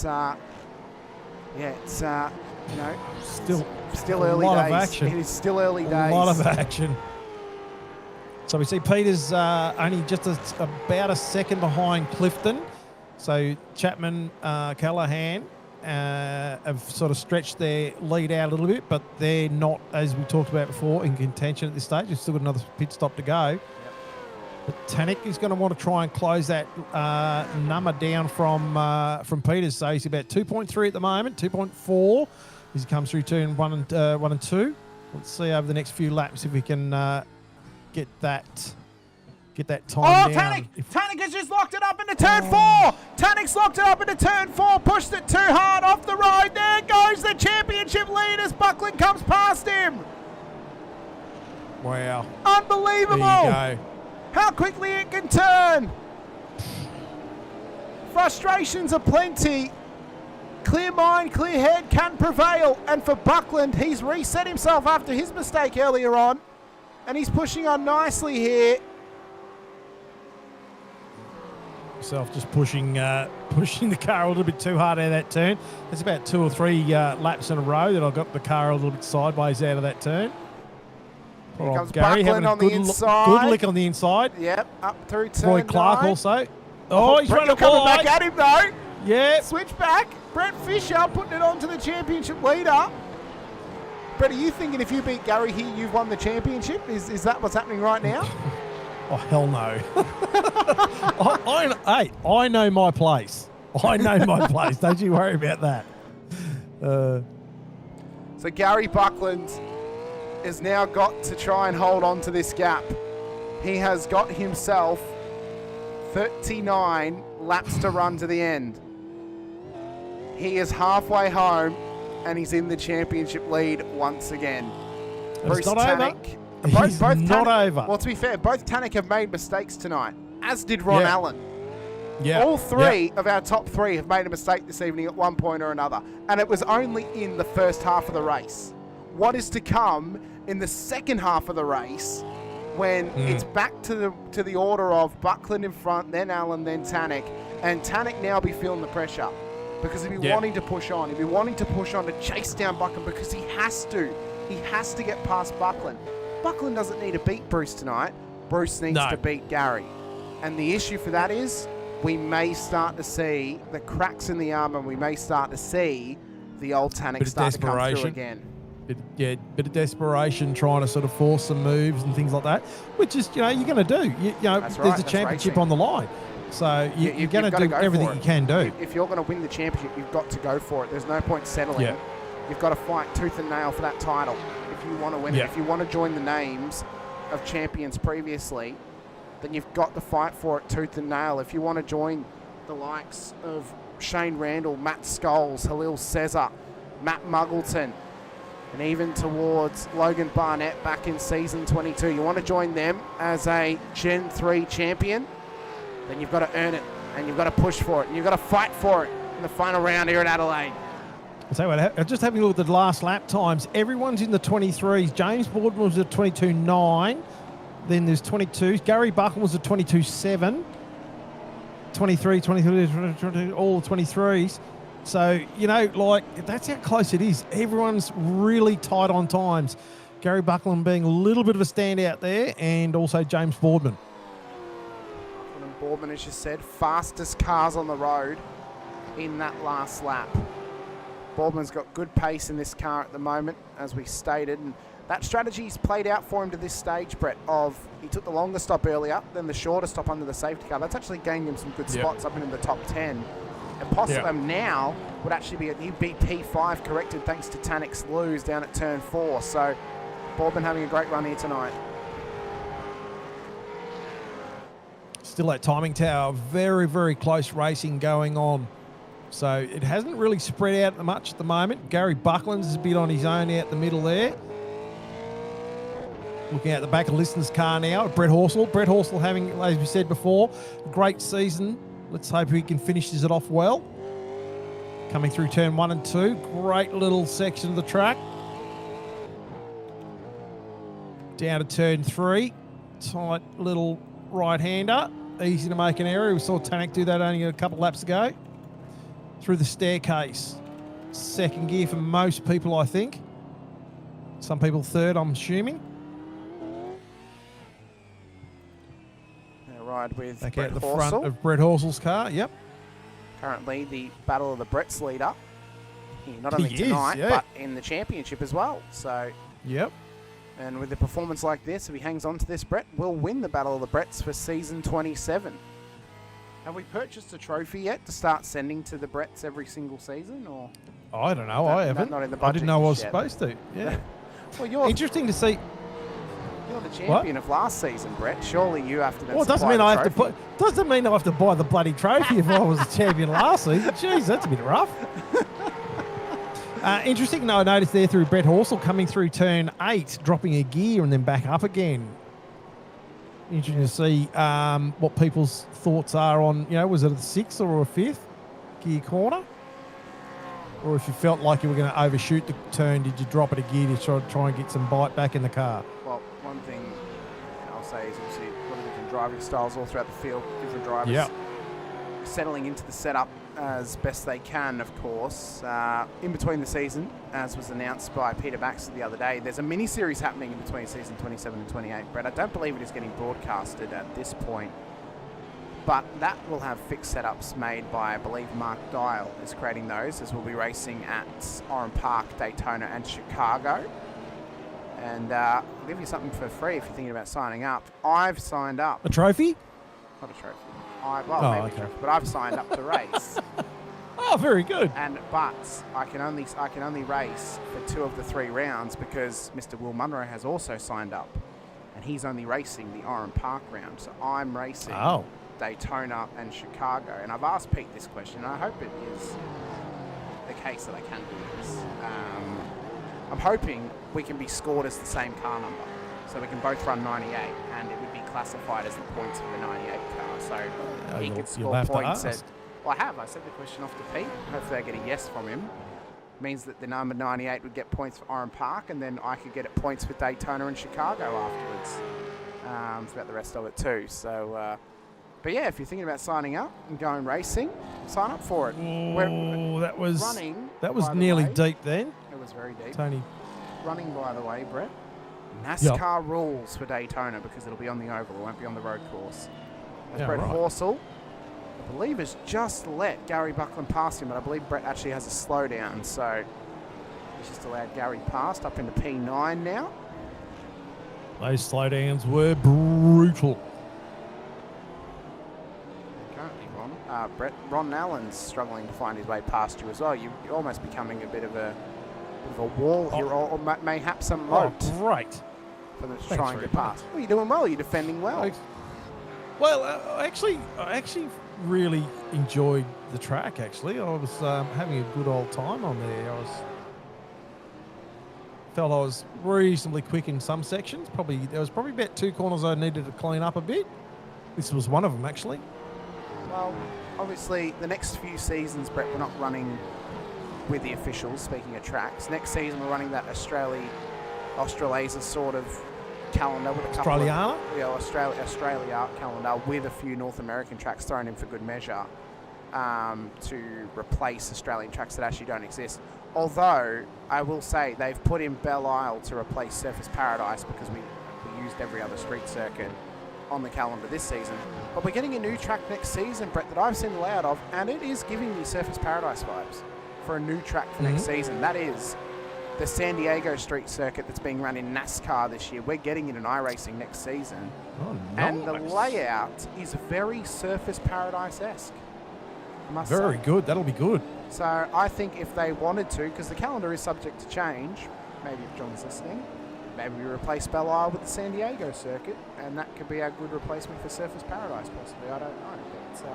But, yeah, something to keep an eye out for, and a track that I think will actually sit the supercars quite well, actually. It looks to be really cool. It's built upon, right on the bay, right near a Air Force carrier. That's pretty sweet. It's pretty cool. So Nice as Ron Allen pass. up the inside of Hold yourself it. there, Brett. You're trying to go for that switchback again, but he's just got the power down that little bit better. Yeah. Allen sneaks on And through. And I must say, that's one thing that I'm struggling with, and if I can get better at, I think I'll improve my my driving. And I struggle to get the power down cleanly, and I feel like I slightly oversteer the car a little bit. And that was showing, obviously, because my car was stepping out a little bit, even though I've got some adjustments in there to try and, settle that down. I was still just struggling a little bit with, my driving. But, hey, we live and learn. Do indeed. Live and we learn.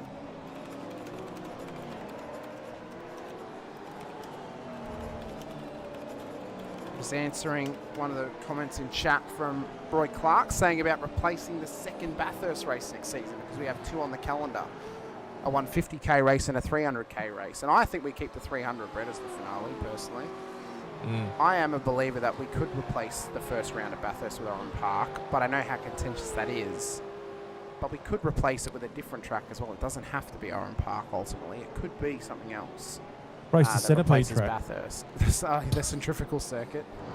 Centrifugal, yeah, that's not the centipede. What am I thinking of?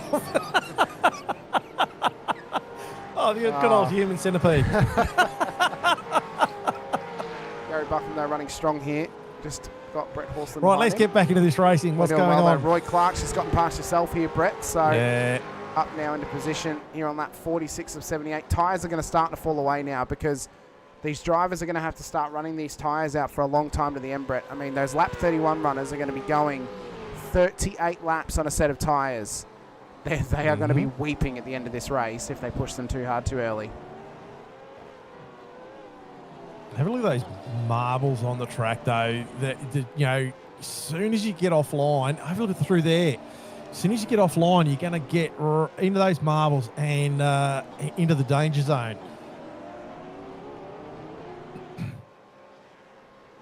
The danger zone of the marbles, of course, Brett, we know that there's some tracks that are more fun than others and less fun than others when you get in the marbles, and we've seen that firsthand this season. Obviously, when you get the marble build up in those heavy braking zones offline, as Pete, as you see, they're just trying to get out of the toe of Mick Clifton into turn 9 here. But yeah, that marble build up we can get at some circuits. I think back to St. Petersburg, we had some very heavy marble build up on the last corner.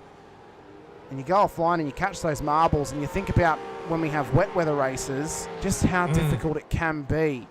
Out on circuit. In those moments, it's all Clifton there. Really had to catch that. Nearly got himself into the grass. Yeah, that wanted to understeer heavily into the grass. Yeah. Somehow he pulled it up. But it is doing very, very tough. And there are some Kofetis drivers, and Hoffman including dropping. Kofetis. Yep, Kofetis and Hoffman have come together. Oh, Hoffy's still Watch trying out, to go. David Watch for Tuttle. Tuttle. So a moment between Hoffman and Kofetis. Hoffman continues on here. Kofetis straight into pit lane, of course. Hoffy's off as well at the final corner. And unfortunately, I believe the decision's been made by him too, Brett. This is Hoffman's last season in the Vets after 16 seasons here, which is a real shame. But he has had some struggles out there, it must be said, over the last few seasons. So we wish him well wherever he's going next. 100%. Wherever he's racing next, and we hope we can see him back very soon after a good little getaway here from Vets, and that he can get the fire back under him. It's a tough sport. It's a tough series, especially at this level up here in Split 2. And for doing it for so long, I mean, he's been in Split 2 now for, I would argue, near on 10 seasons. It is a very hard thing to do season after season, show up in the same split and, you know, self-reflect and not get the performances that you hope you can get and not have the luck that you hope for either. So we wish him well. 100%. Simon Haynes in the chat with us tonight as well. Great to have you out there, Hainesy. Yeah, and he's just gone off at turn 9, so that's unfortunate for him. Oh, look who I've got behind me. Oh, Bruce Tannick. Bruce Tannick. This will be fun. So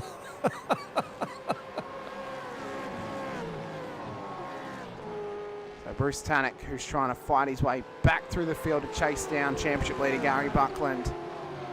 He's trying to push on as hard as possible, and yourself, Brett and Bruce, are no strangers to each other. You've had a couple of run-ins together over the last few seasons. Does that change how you approach this battle at all, or is it business as usual? You just try and survive it? No, I mean, look, you know, I know Bruce is fast. You know, there's no two ways about that. I'd have to be stupid not to know that. I was feeling confident with the track. I was enjoying the track run, still knowing that obviously Bruce is fast. And look, if he was going to pass me, he was going to pass me. I was, you know, like I wasn't going to make it too hard for him. But I still was going to sort of defend a little bit like I'm doing there, just to sort of, you know, I was enjoying the race. And, yeah, I mean, you don't get free kicks all the time. That's right, you don't. You got to work at it. You got to work, and you got to make them work for it as well. Got to make them earn it at times. And that's right. And that's not anybody. Like, that's everybody. You know, it's not just Bruce Tannick. It's everybody. I mean, you know, I'm going to make you work for it. It's not a foregone conclusion.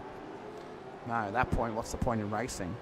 You know, at that point, you're driving a car very fast, aren't you? You're not actually racing. Yeah, well, that's right, yeah. Well, we were just playing a V8 Supercars Centipede. Pretty much, yeah. Again. Although I don't know about parts of the Centipede letting parts behind it past it, but yes, you are correct.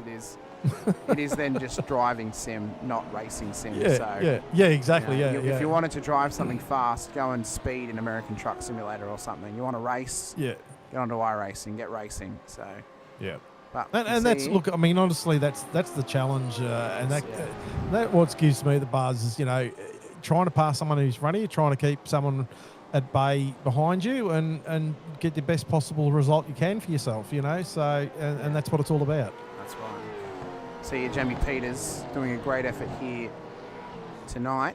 Obviously had a little breakaway from racing here in the Vets for a little while, and he's come back and he's been firing on all cylinders since his return last season when he went back into Split 3. What a drive he had back. A bit of damage on that front left of that car. Just a little bit, but he's driving well, and right now is corrected P2 with a chance to win this race on the road if he can get past Mick Clifton. I mean, and right now, looking at how Jamie's driving the car, Bruce Tannick's just got past himself. There we see it. Tannick's now gotten by.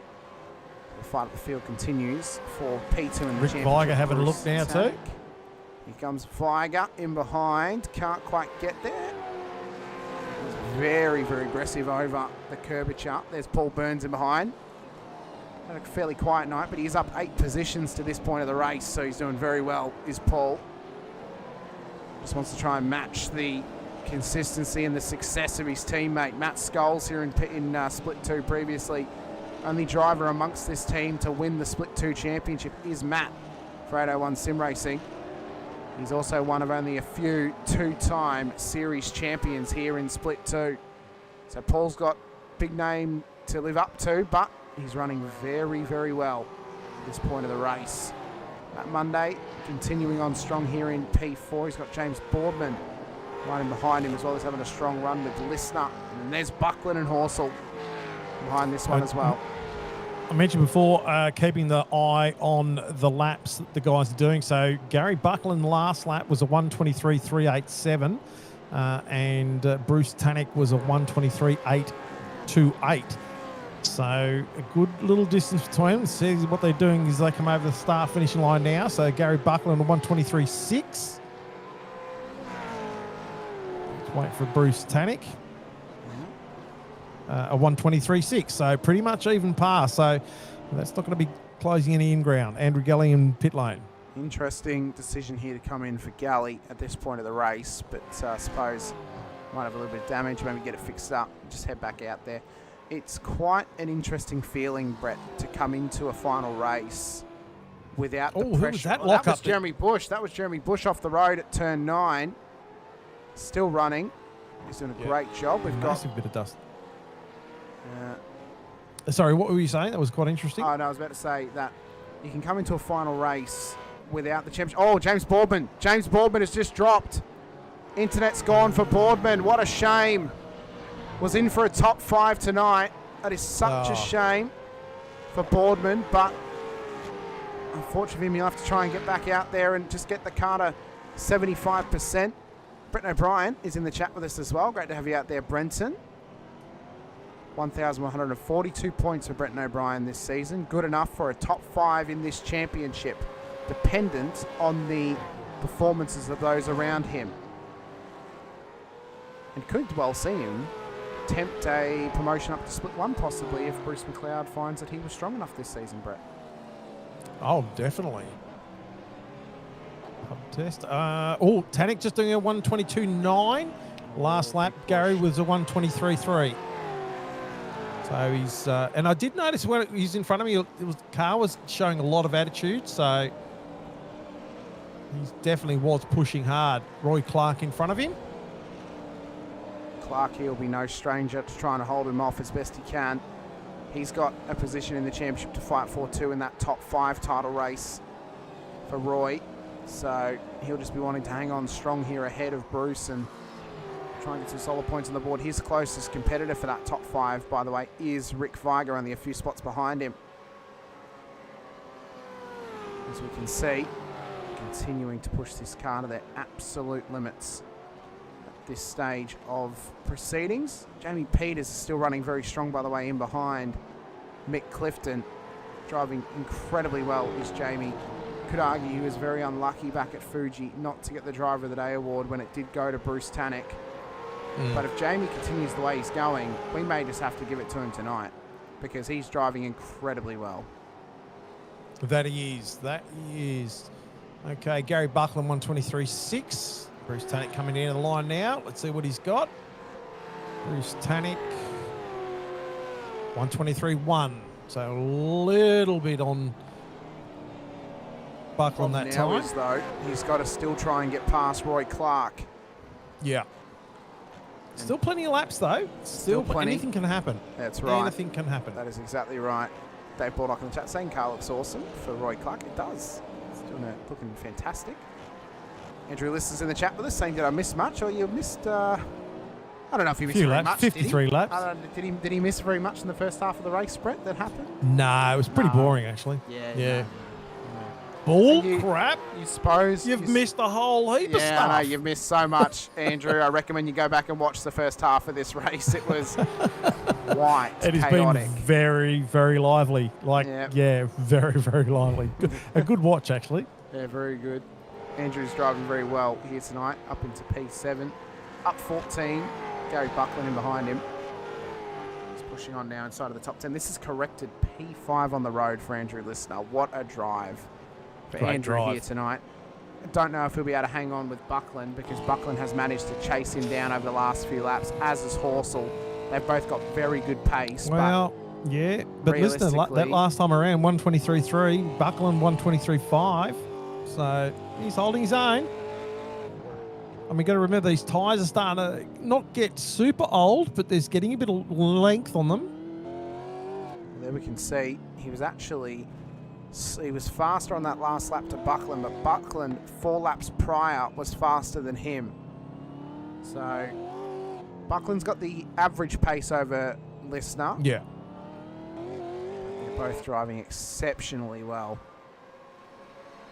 here this evening. Bruce Tannick still stuck behind Roy Clark. David Duddle under pressure here from Pete Duddle and Baxter. Baxter Yeah. getting past him in the staircase section.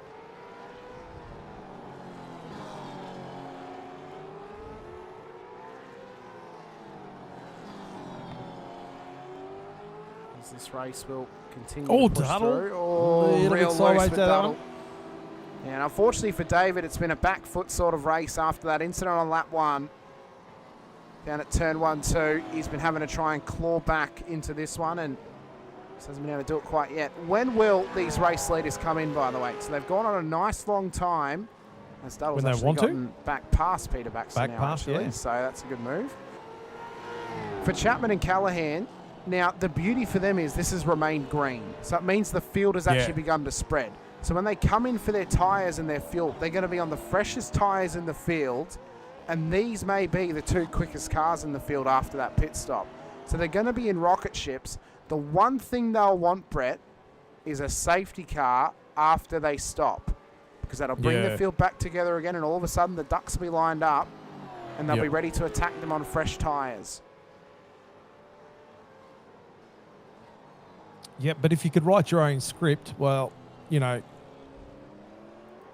I'm sure if they could It'd write their only own be script, they'd get a safety car now, pit under the safety car, come out, still amongst the And not lose train, anything. and not lose anything, or not lose very much.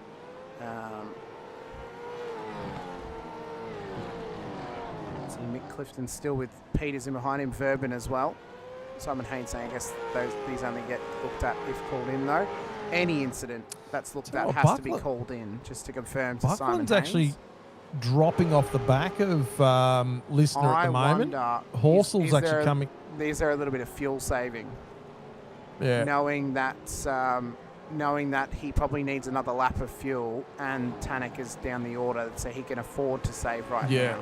Even with Ron Allen behind him, if Ron gets past him, Ron actually has to climb his way to the front of the field for that to happen. So. Yep. Oh, and he's getting loose off of turn 2. Wow. That's not helped him as well. I bet you there's a little bit of stuff on the bottom of your seat after that one. Quite possibly. There might be M1 used seats after this race, possibly, not used cars. Yep. James Boardman is finally back in the server, by the way, so he'll try and get back out there and get his race to 75% to get himself some points in the final round. And out his season strong, but we'll see what happens for these race leaders when they finally come into pit lane for the final stop of the season. Right now, battle for the race lead is on between Clifton, Peters, Verben, and Matt Monday inside of the corrected top 4. Which one of these drivers is going to win in the final round of the season? Who's going to take home the chocolates in the final race? Is Clifton going to win his first race, I believe, ever in Split 2?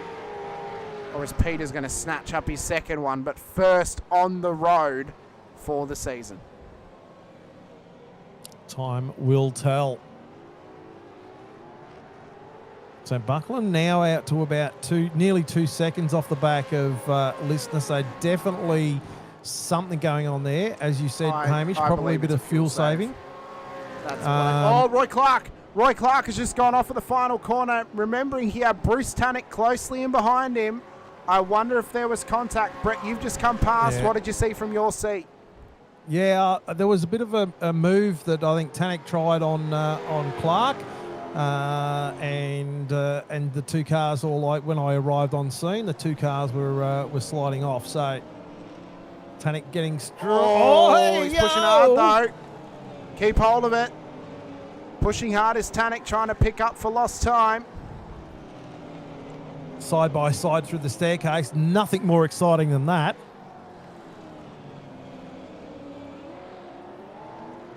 If there was contact, will there be a drive-through? Will there be a points penalty? If it's a points penalty, or if it's either, you'd argue that's it. It's over, because there'll be no chasing that down with so little to go in this race. Yes, it's still 20 odd laps to go. Here we go. Rick Viger having a look. No, not covered off a little Leaders bit. are in.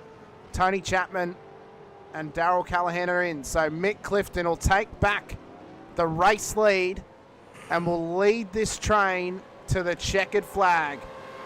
Can Peters, Verben, Monday, can they challenge for the race win here at Adelaide in the final round of the season?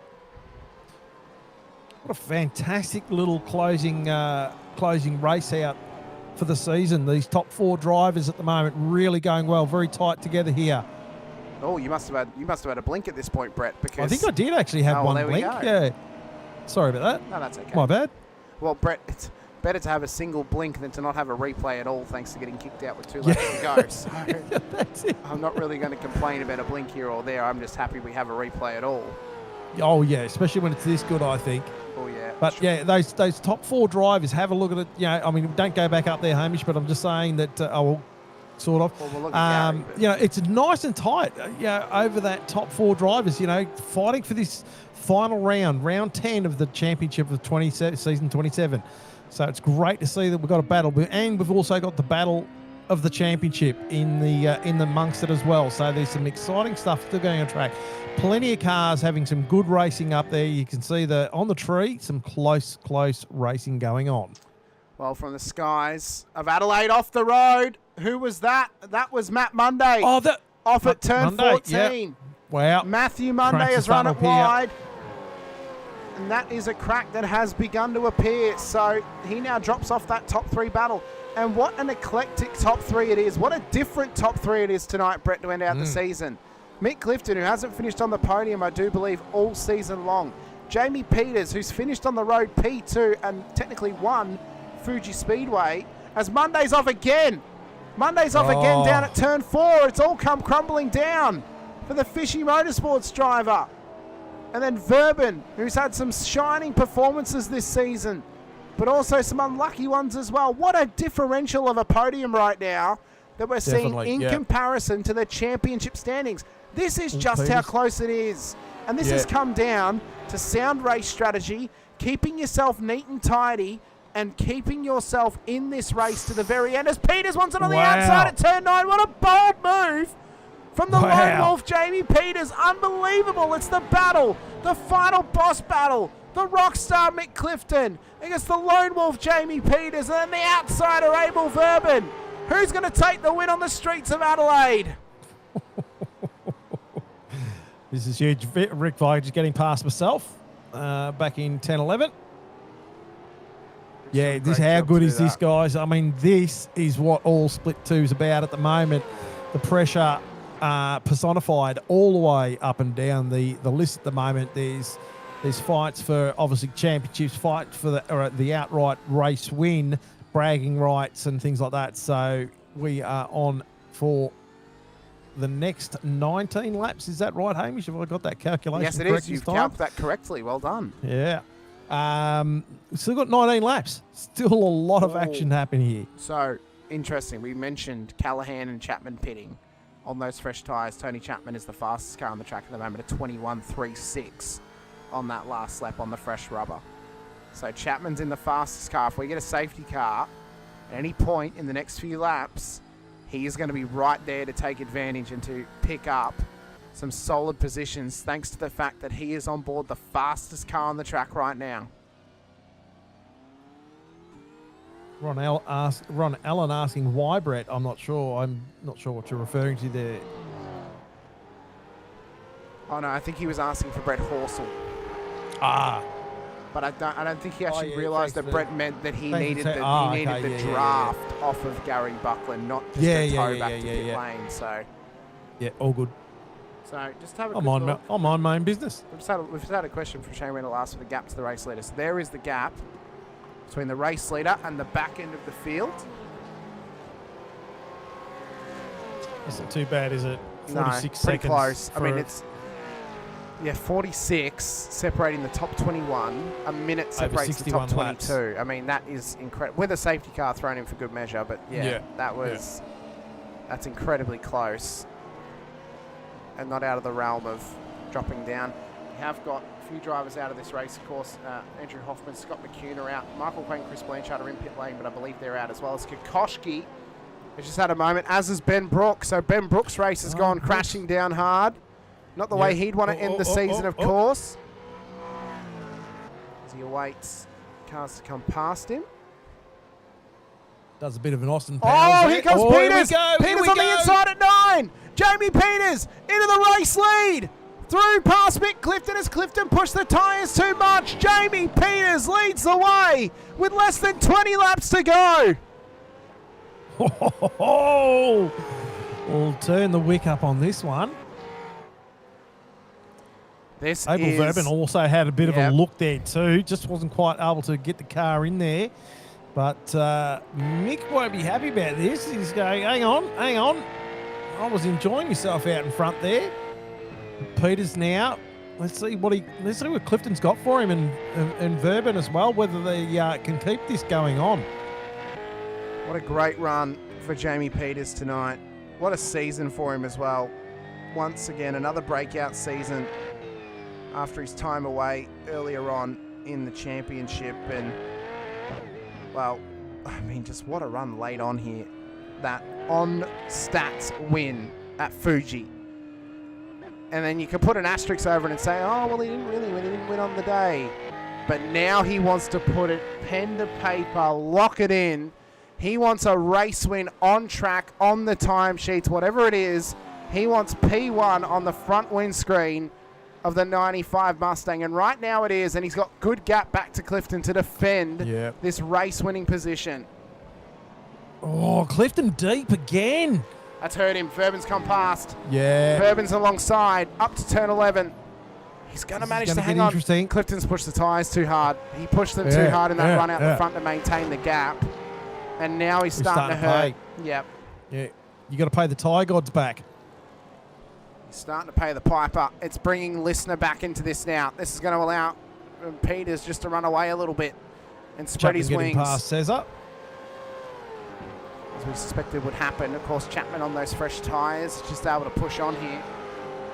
Callahan as well is on the fresh rubber. He's about 5-6 seconds back off of these couple of cars. See, Bruce Tannock has still got Rick Viger on his heels down towards turn 1. This is a good little battle. I do believe, Brett, points penalty has gone the way of Bruce Tannock. Yeah, all right, okay. So without Gary Buckland making a mistake, Tannock, it may be an impossibility to win the championship now.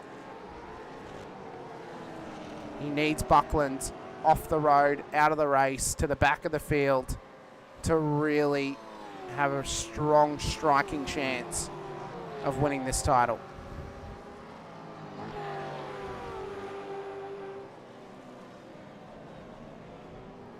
Interesting. So Peters now got about a 1.7, nearly 2-second gap out onto Clifton.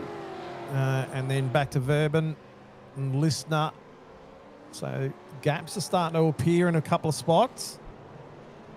Gary Buckland 3 seconds back from Listener.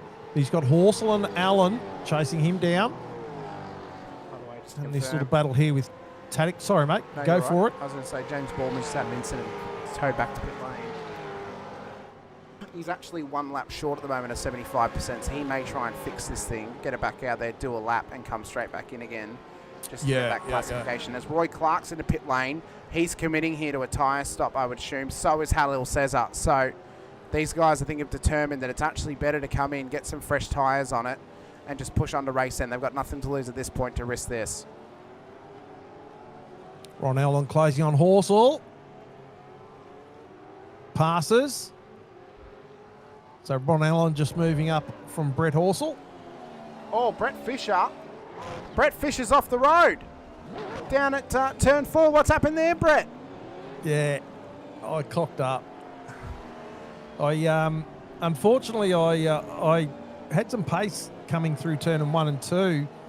And carried it a bit too deep into turn 3. Got into the marbles and just nosedived it into the wall. I was really dark on myself because the thing was handling like a dog after that.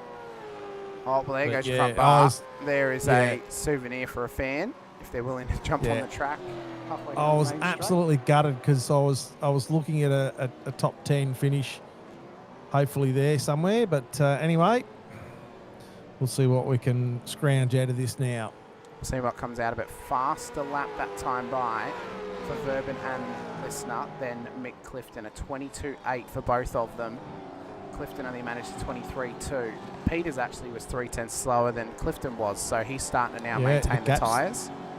Yeah, the gap's starting to close down because that was out to about 1.7 there at one point. A couple of laps back. So now these guys just trying to push on. Rick Viger is still on the heels of Bruce Tannock, and thanks to that little debacle for yourself, Brett, you actually created a little battle pack here with Favero, yourself, and Duddle in behind as well. And struggling to read the car as well because it was not handling well. I just saw someone drop then. Who was that? I'm not sure. I thought I saw somebody drop, but I think Roy Clark may have actually just gotten past Scott Weston. So a few moves being made, but the main battle to keep an eye on is this one at the front end of town. Well, it's 13 closing laps up again. to go, and as you said, Brett, yeah, it's closing up with 13 to go. Jamie Peters in the race lead sits in the best seat in the house for this because he is able to almost determine how this battle goes about. He picks the defensive line. He's able to pick and choose where he wants to give Clifton an opportunity. It's a very powerful position to be in as the defending driver, but ultimately to that as well as the attacking driver, you also equally have a good amount of power in your hands as well because you can almost fake out. You can determine the choices the car ahead may make and sit yourself in a solid position to try and get past.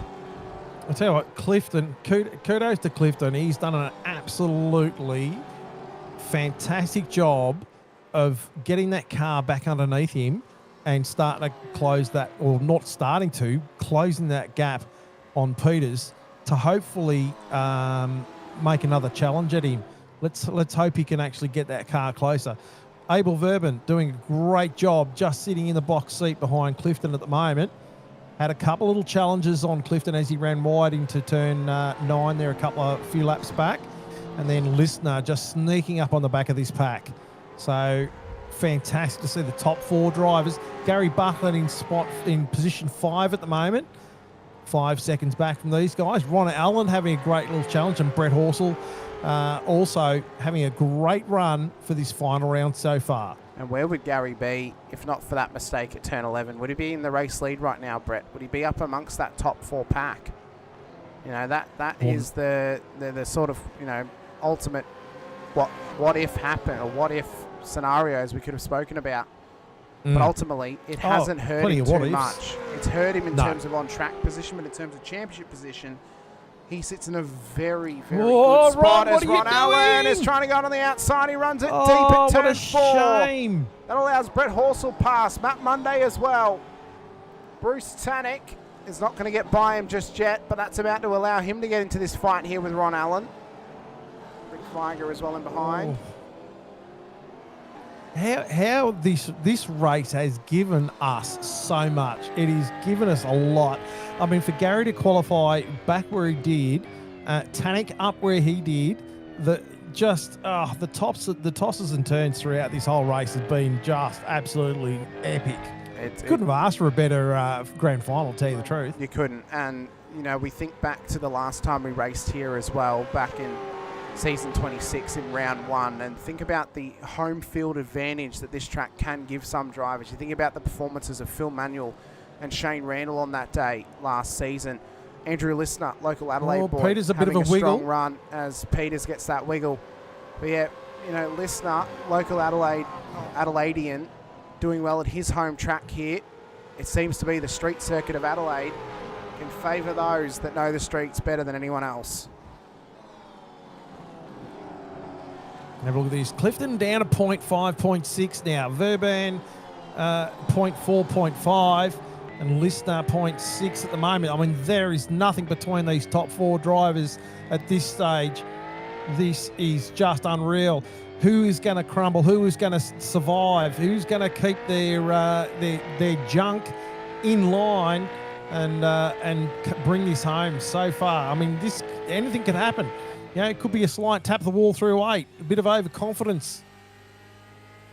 Well, Clifton gets it through nice and cleanly. When we cross the start-finish line, it'll be 10 laps to go. And the top challenge on the back. Top 4 are separated by nothing. I mean, Listener, as you just said, Brett, all over the back of Abel Verben. and fighting for this podium finish here tonight. As they come in towards turn 14, 10 laps to go.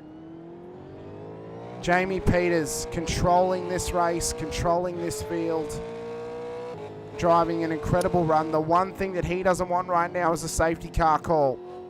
He does not want to see the Project Fade safety car make its way onto the circuit. He wants this thing to stay green. He wants to be able to dictate who he can defend against. He wants to be able to dictate this down to a fatal four-way for the race win here on the streets of Adelaide as we exit the staircase and head up towards the Brock Straight. Listener continuing to put this pressure on Verben. Can he get a move, mate? He's got to maximise his exit. It's not as good of an exit. Lost it out of that turn. He did. I was just about to say, you know, at this point in the race, coming down 10 laps to go, you're listening for the tyres, you're listening for any bump on the wall, you're listening for any clue that you're having an issue or the guy in front of you is having an issue.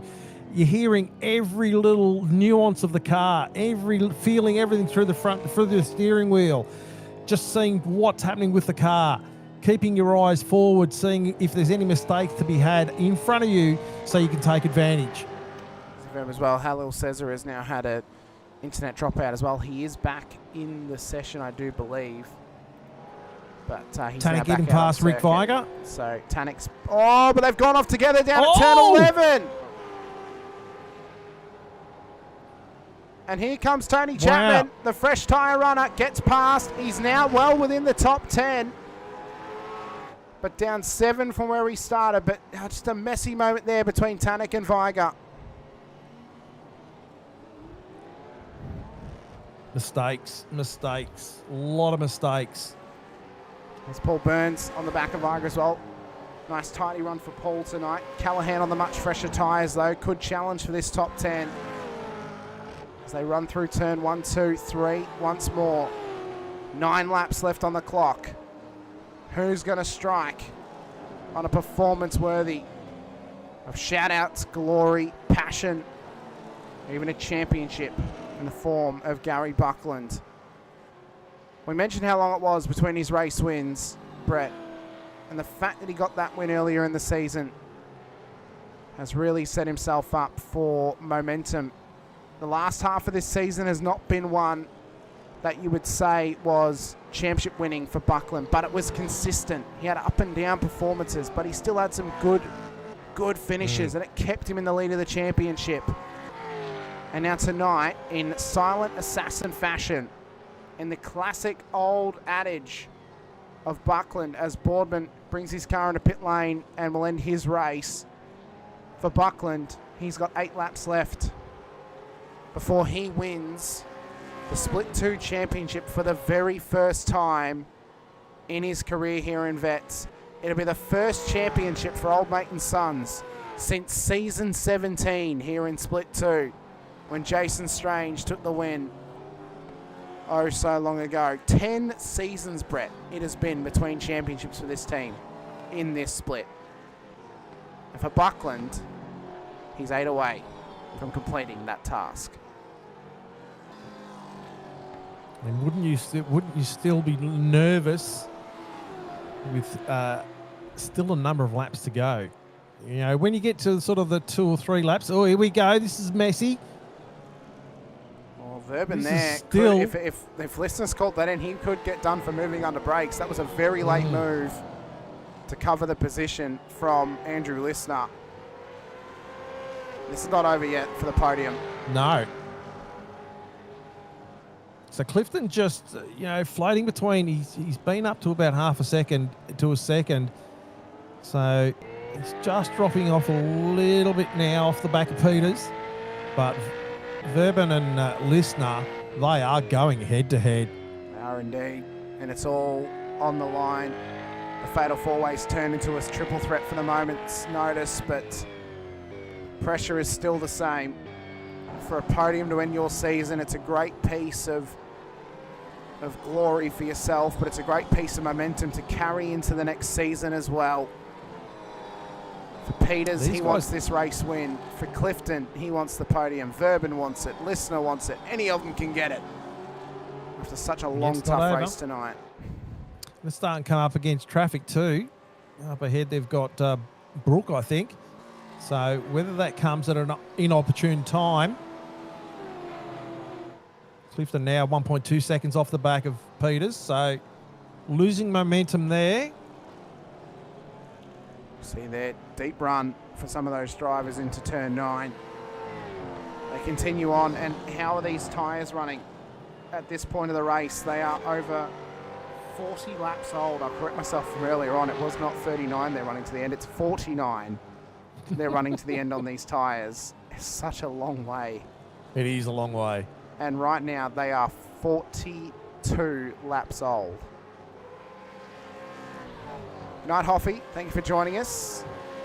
Appreciate Yeah, all you. the best, Hope to Hoffy. see you back very, very soon. All the best to you. And it's a shame we won't see you in season 28, but hopefully season 29 or season 30, we'll see you return once again. Well, this is closed right up now. It was in 0.3 from Clifton. So this is not over. Have a watch go at Listener. this. Oh, big dive. Yeah, Listener had a massive look. Get him a telescope. He's trying to find a planet. It was that big of a look. Wasn't close enough, though, Brett, to make the move happen. So he takes a small error by anyone in this pack of 4 here. They've had some great runs. This must have been really exciting in the car. Verben closing off that turn. Listener closes up again. So All these definitely not drivers- over. All these drivers have driven so well here this evening. This battle between Ron Allen and Matt Monday's heating up here. Tannick still with Rick Viger and Darryl Callahan in behind him as well. It is all racing for pride, racing for ego. 5 to go here at Adelaide. 5 to go in season 27, Brett. Clifton Peters closing. got 5 laps to survive this. So Clifton got to 0.27 of a second off the back of Peters that time. So Jamie it left is that door not open. over. Jamie left the door open. Clifton wasn't willing to kick it down. He didn't want to dive it in too late there, Brett, at turn 4. We've still got plenty of laps to go, and he's showing that he's got pace, so he doesn't want to. I don't know. I mean, you just don't want to overheat your tyres and not be able to have another challenge if the challenge at the time that you're presented with isn't a good, percentage to come off. Right on board. If that came out all right. With Peters, that came out fine. Came out fine. Down towards turn 9. They ride once more. You see, they're not quite willing to go for the move just yet. His list of the tyres are starting to fall away. And they're starting to run out of chances to make these moves happen. But if we get within the last 3 laps, 2 or 3 laps, I think the wick might be turned up, might be make or break at some point for some of these guys. They very well may. As Peters pushes this car through the final corner. Continues to fight for this now. Bruce Tannick has just gone off the road. No, he's dropped position. Sorry, not gone off the road. He's dropped position to both Viger and to Callahan. So they've both gotten past him down at turn 9. So Tannick errors dropping starting here. to be made. Yep, errors starting to be made. Championship's not over until the final lap is finished, but it is falling away from him. It's crumbling away, and it's revealing an image of the number 9 Old Mate and Sons Camaro of Gary Buckland as possibly the next champion here in Split 2. The thing about the lap times, just quickly, for the last lap, we can see the sort of pace that's being run well within the 23s. Matt Monday, though, and Tony Chapman, the 2 fastest cars inside of the top 10. Chapman on much fresher tyres than Monday, though, so that's a great time for Monday on such old rubber. I tell you what, the fall off in time, the lap times, wasn't that great. I mean, considering these tyres, you were saying before, Hamish, some of them are 49 lap old. Monday getting passed by Allen, and Allen back again. Ron Allen So off it's the right in the wall, down Allen, at turn 9. oh. That allows Chapman past. Will it allow his teammate pass as well as Tannick with a massive dive on the inside of Viger. Caught the rear of Callahan. This is dragging Paul Burns into this now. Tannick runs wide at 11. Somehow didn't hit the wall. Wants to block the line of Viger. That's going to allow Burns past. And I'm sure he's happy to allow that to happen. Tannick and Bruce and Paul often are in Discord together on Thursday nights. So that was definitely a little bit of strategy play between the friends. Although Paul Burns has just disappeared off our screens. He's gone. Paul Burns is gone. He's back. No, he's gone again. He's back again. Oh. Can we go back to the splits again, please, Hamish? Yes, we can. Good, Not that thank one. you. I've given us 2 splits. That doesn't matter. So Liston now falling off the back of that top 4. Their tyres starting to But- go. They're starting to go, I think. Verban and Clifton are still at it, and it's still not over for Peters. Peters has taken the pressure of these number of laps. I don't even know how many. You'd be probably able to tell me, Hamish, but probably 20, 30 laps or something like that. This has been pressure personified. He took the lead back at around about 20 laps to go. So he's held on to this for roughly 20 laps at this point of the race. Paul Burns is still blinking in and out. yeah. So yeah, I think his race maybe not too far from over. It's 2 laps to go in season 27. Two more laps here. 6.5 kilometres left here at Adelaide. Oh, Verban with a big blink in P3. Be the worst time to happen for him if he did blink out, but it'd be great for Andrew Lister. In through the staircase section. Peters has got enough gap here just to hang on. What Clifton's got to do here is he's either going to try and get the exit on the Brock straight. If he can't get it now, he's got to try and set this up for a final lap assault on the back of the 95 Mustang. But Verban putting heaps of pressure on Clifton too. So is he going to concentrate in the mirror too much and not worry about attacking? Is he going to be happy, satisfied with where he is? So this time round to turn 9, nothing happening there.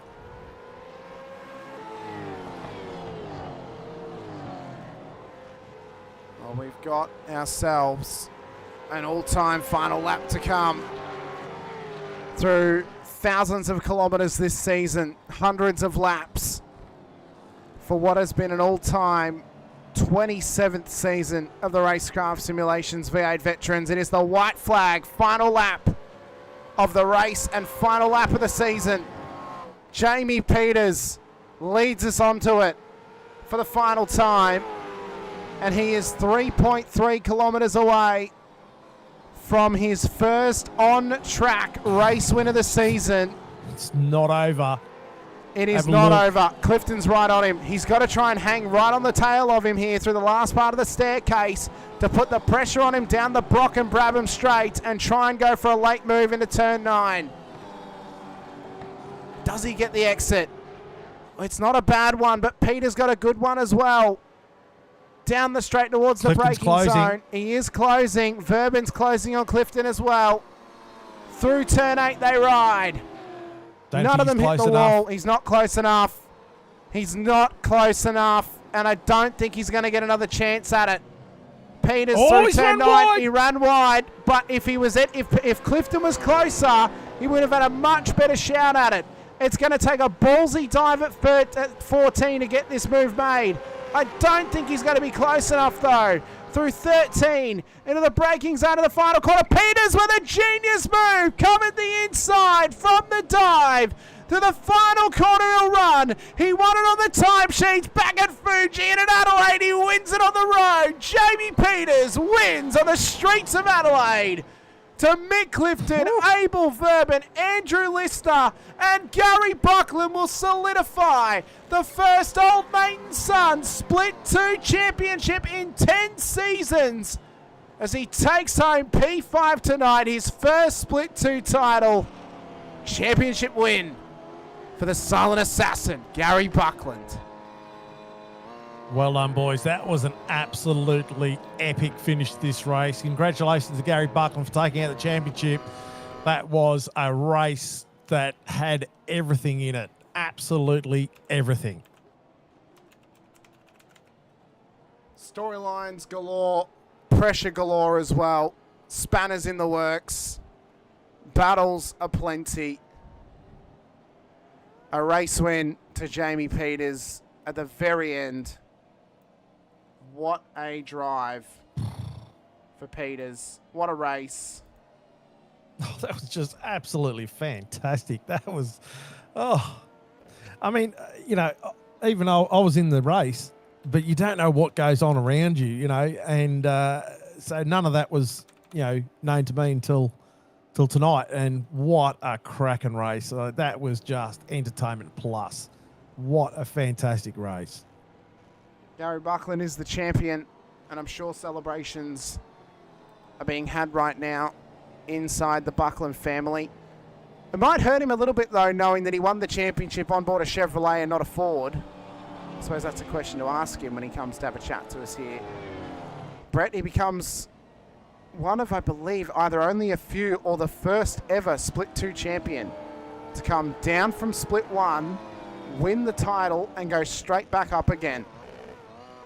What a win for the championship for Buckland. Celebrations will begin. Mick Clifton celebrating that podium. And this is where the real celebration comes as the champion of season 27 lights it up on the main straight. And it's a well-deserved win.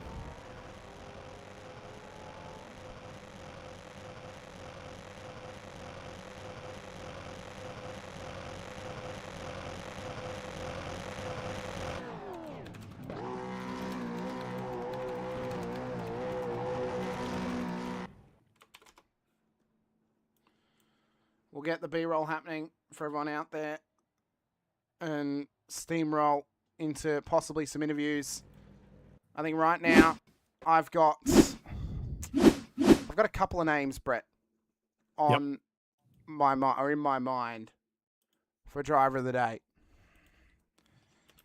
And being the final round, I think we're able to do this. Obviously Jamie Peters for sure. Yep.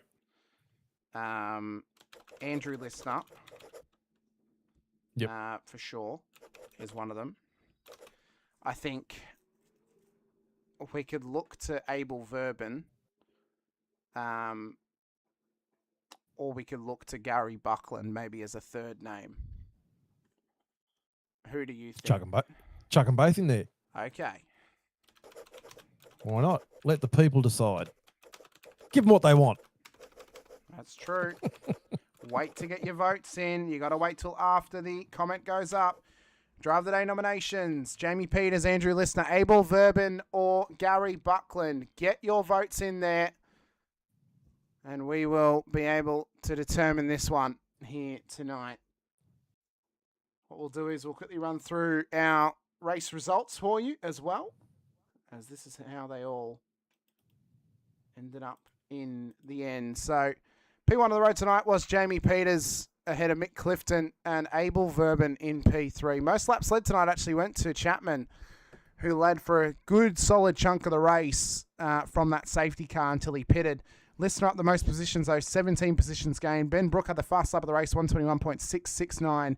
Clifton off a pole, remained within the top two of the race. And Andrew Listener finishes P4 ahead of Gary Buckland, our championship winner, ahead of Brett Horsell, Matt Monday, Tony Chapman, Ron Allen, Bruce Tannock, the top 10. Rick Viger, ahead of Dave Duddle. Darryl Callahan, Nathan Favero, Roy Clark, the top 15. Chad Viger, Brett Fisher, Pete Baxter, Scott Weston, Yusuf Corfidis was our top 20 in the end. And behind them was Andrew Galley, Paul Burns, Todd Duggan, Jeremy Bush, Ben Brook, the top 25. Halil Cesar ahead of Stephen Kokoschke, James Baldwin, Andrew Hoffman, Scott McCune for the top 30. And then it was Michael Quain and Chris Blanchard at the back end of the field. Thanks to our race controllers tonight, Brenton O'Brien and safety car driver Jake Burton as well for helping us along with that too. And from that result, before we have a quick chat, we can give our confirmed championship points standings after that race as well, Brett. I'll just get them loaded.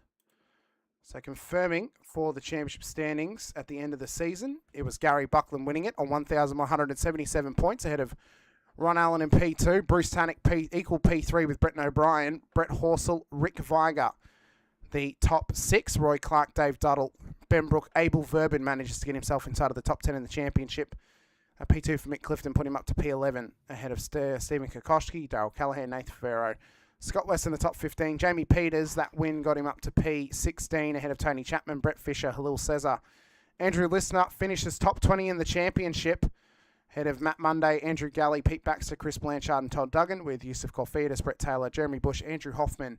Chad Viger, the top 30 ahead of James Baldwin, Paul Burns, Scott McCune, Michael Jones, Joel Oosterval ahead of Derek Lovegrove, Michael Quain, Craig Miller, Mario Reali, Michael Schreier, Sean Cullen, Brendan Zatira, Matt Fu, Dom Grundy, Luke Powell ahead of Matt Parker, and then ahead of Stephen Grumley and Steve Lanyon, who only raced back at Bathurst and actually never scored any points on the day, and then we never found them on track again this season. But that's how they've ended up after 2 drop rounds and a non-event at the Nürburgring. And Gary Buckland is the champion for this season. Sensational. Look how close the points are, up and down that list there. Absolutely fantastic. What could have been for some, but was for others. Well done to Gary Buckland for a great race, great win, great season. Ron Allen, so close. And Bruce Tannick as well. That's amazing with Brent O'Brien equal in 4th. And Brett Horsell being the battle, winning the Battle of the Brits this season. Indeed, and top 5. May find him up to split 1 possibly next season. Who knows? Off you go, son. Wait and see. But what we'll do now is we'll drag in P2 on the road today in Mick Clifton. He has actually come to have a chat to us, so we'll drag him in for a chat. Ron Allen's out there too, who finished P2 in the championship. But Mick, welcome in. P2 in the race today. Started on pole, podium finish. Yep. Congratulations. What a drive for you. What a turn of events for you after some up and down luck and performances this season. Great way to end out your championship. Yeah, cheers. Yep. It was a bad championship for me, and last week wasn't very good, but this fixed it all up. I'm sure it put a bit more of a smile on your face going into next season now. Solid points on the board, bit of confidence on board as well. What was the pressure like inside the car over those final 30 laps as you were battling with Jamie for that race win? Yeah, there was a lot of pressure when I was in front. I just didn't know. I wanted to slow down and save the tyres, but Jamie and Abel were pushing too hard. Well, you drove a fantastic race, Mick. Took advantage of that pole position. Brett, is there anything that we want to ask Mick before we let him go tonight in way of his post-race interview? Well, I mean, Mick, it was you drove that brilliantly, actually. I mean, I know you were in front. You probably overextended the car just a little bit. But kudos to you for like, even when Jamie got past you, you let it all settle down a bit, and then you came back at him, and mate, it still could have been yours at any point in those last few challenges you had on him. So congratulations, mate. That was an absolutely fantastic effort. Yeah, cheers. When they warned me about the tyres, I didn't know what to do, so I slowed down a bit, and he got past. Oh well. No, top effort, mate. Fantastic race. I mean, that was absolutely fantastic to watch and call for the final race here at Adelaide. Yeah, cheers. Thanks to the league and everything too. It's been great. Great year. Just a bad season. Yeah. Look, you get those. Yeah. Anyone you want to thank before we send you off, mate, to enjoy your 3rd position at Adelaide? Yeah. Just the team and Wayne Walker. He was telling me I was going in too deep at turn 1, so I fixed that up, and that fixed everything. Sensational stuff. Well, Mick, and all the sponsors and everything too. Yeah. Abbey Timber, Primal Wheels, Box and Lock Narang, Modern Deck, and the team. They're all just great people. Well, Mick, are we going to have to start calling you now the Wayne Walker of Split 2, or is there a bit that Wayne can help you make this a more consistent finish going into next season? No, I just want more consistency, less mistakes, and better qualifying. Don't we all? We'll see how Yeah. we'll see how that pans out. But Mick, we appreciate your time coming over to chat to us. It's been great to chat to you once again. It's been a little while since I've had you in the booth Yeah, for it's Podium, been a but while. it's great to have you here finally in Vets, and we wish you the best of luck in season 28. All right, cheers, fellas. Have Thanks a so good one. much. Appreciate it. Next up, we have P2 in the championship, who has come to have a quick chat to us tonight. So we'll quickly get the words up for him. And we'll quickly drag him in Mr. Ron Allen. Ron, welcome in. What a run up the order for you over the last few seasons here in Split 2. It finally pays off. P2 in the championship.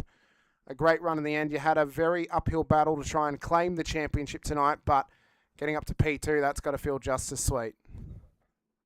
Yeah, thanks, Hamish, and thanks, Brett. Yeah, I was quite happy to finish second, even though it's another bridesmaid for me. I did the same in Split 3. I finished bridesmaid there, so it's, yeah, still happy with second, considering I wasn't thinking I'd be finishing anywhere up near there after last season. It was quite good. Still got to try and get rid of some of what I call the idiot errors out of my driving, but I think we can all probably say that to some degree. I mean, yeah. drove a great season, though, Ron. You know, had wicked pace all throughout. It felt like every week you were there or thereabouts in and amongst that top 10 and becoming a consistent name. I suppose this is something that maybe, you know, you can maybe look back upon this season and think about if you were to ever return to Split 2, what you could maybe change. And I suppose, you know, you'll be able to figure that out better than anyone, knowing about maybe where you went wrong or where you could have done better. And what that then would allow you to do is challenge for the championship. Is there a bit of nerves going into Split 1 now? You know, more than likely you will be there being top 2 in the championship, but that'll also depend on some of your other finishes. If you do go up, what's the nerves like going up into the top split for the first time? Don't really know. Like, I have sort of thought about it. I was like, I sort of always question myself, do I have the pace to sort of be there? But then even at the start of this season, like, my qualifying wasn't fast enough. My race pace was okay, but it wasn't really until this race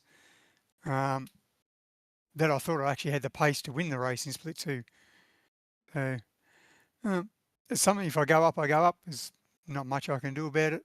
I just keep plodding along and do the best I can do, and hopefully it's one of those things where being in with the faster guys, it'll help get me faster. If I do ever end up back down in Split 2, then yeah, like I know what I need to work on from this season. As like I said before, just getting some of the errors out, like places like St. Pete, Long Beach, just simple errors under braking, even a bit here tonight, just cost me plenty of positions when I was already in good positions at the time. So get them out, and I would have been maybe a chance of challenging Gary for the title. I suppose. Well, I guess what you're saying is then street circuits need to be your main area of practice, maybe. Well, I tend to like street circuits. I wasn't confident on the brakes with St. Pete with the setup. They didn't suit the way I like to drive. And then Long Beach, I just sort of took my eye off the road for a second and locked up going into turn 6. And here, where I went off when I was behind Gary, I expected Gary to stay right to defend the corner. And when he moved left, it sort of caught me off guard, so unsettled the car. I locked the inside front wheel, and that's why I went wide and I had to go up the escape road. And when I went off for turn 9, even though I didn't actually hit the wall there, just on the inside, just trying to outbrake Matt Monday, just that late in the race, the tyres didn't have it in them, and the muck that was on the road, and just slid a little bit wide. It was just nothing major, just minor errors, but just ended up costing a lot. Well, you know, I suppose that's sometimes what can be the difference maker sometimes in a championship season. Often when we've seen it's probably the first time in a little while where we've watched through the whole championship and it hasn't really seemed like the champion is necessarily mistake-free.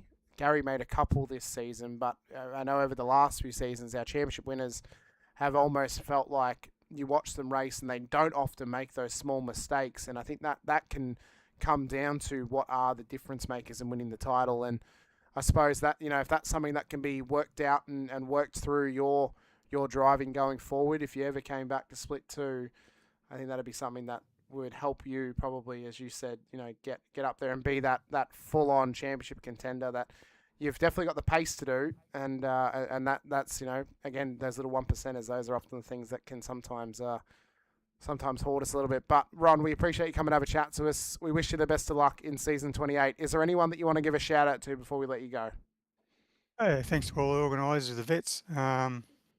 Give up the time to do RC.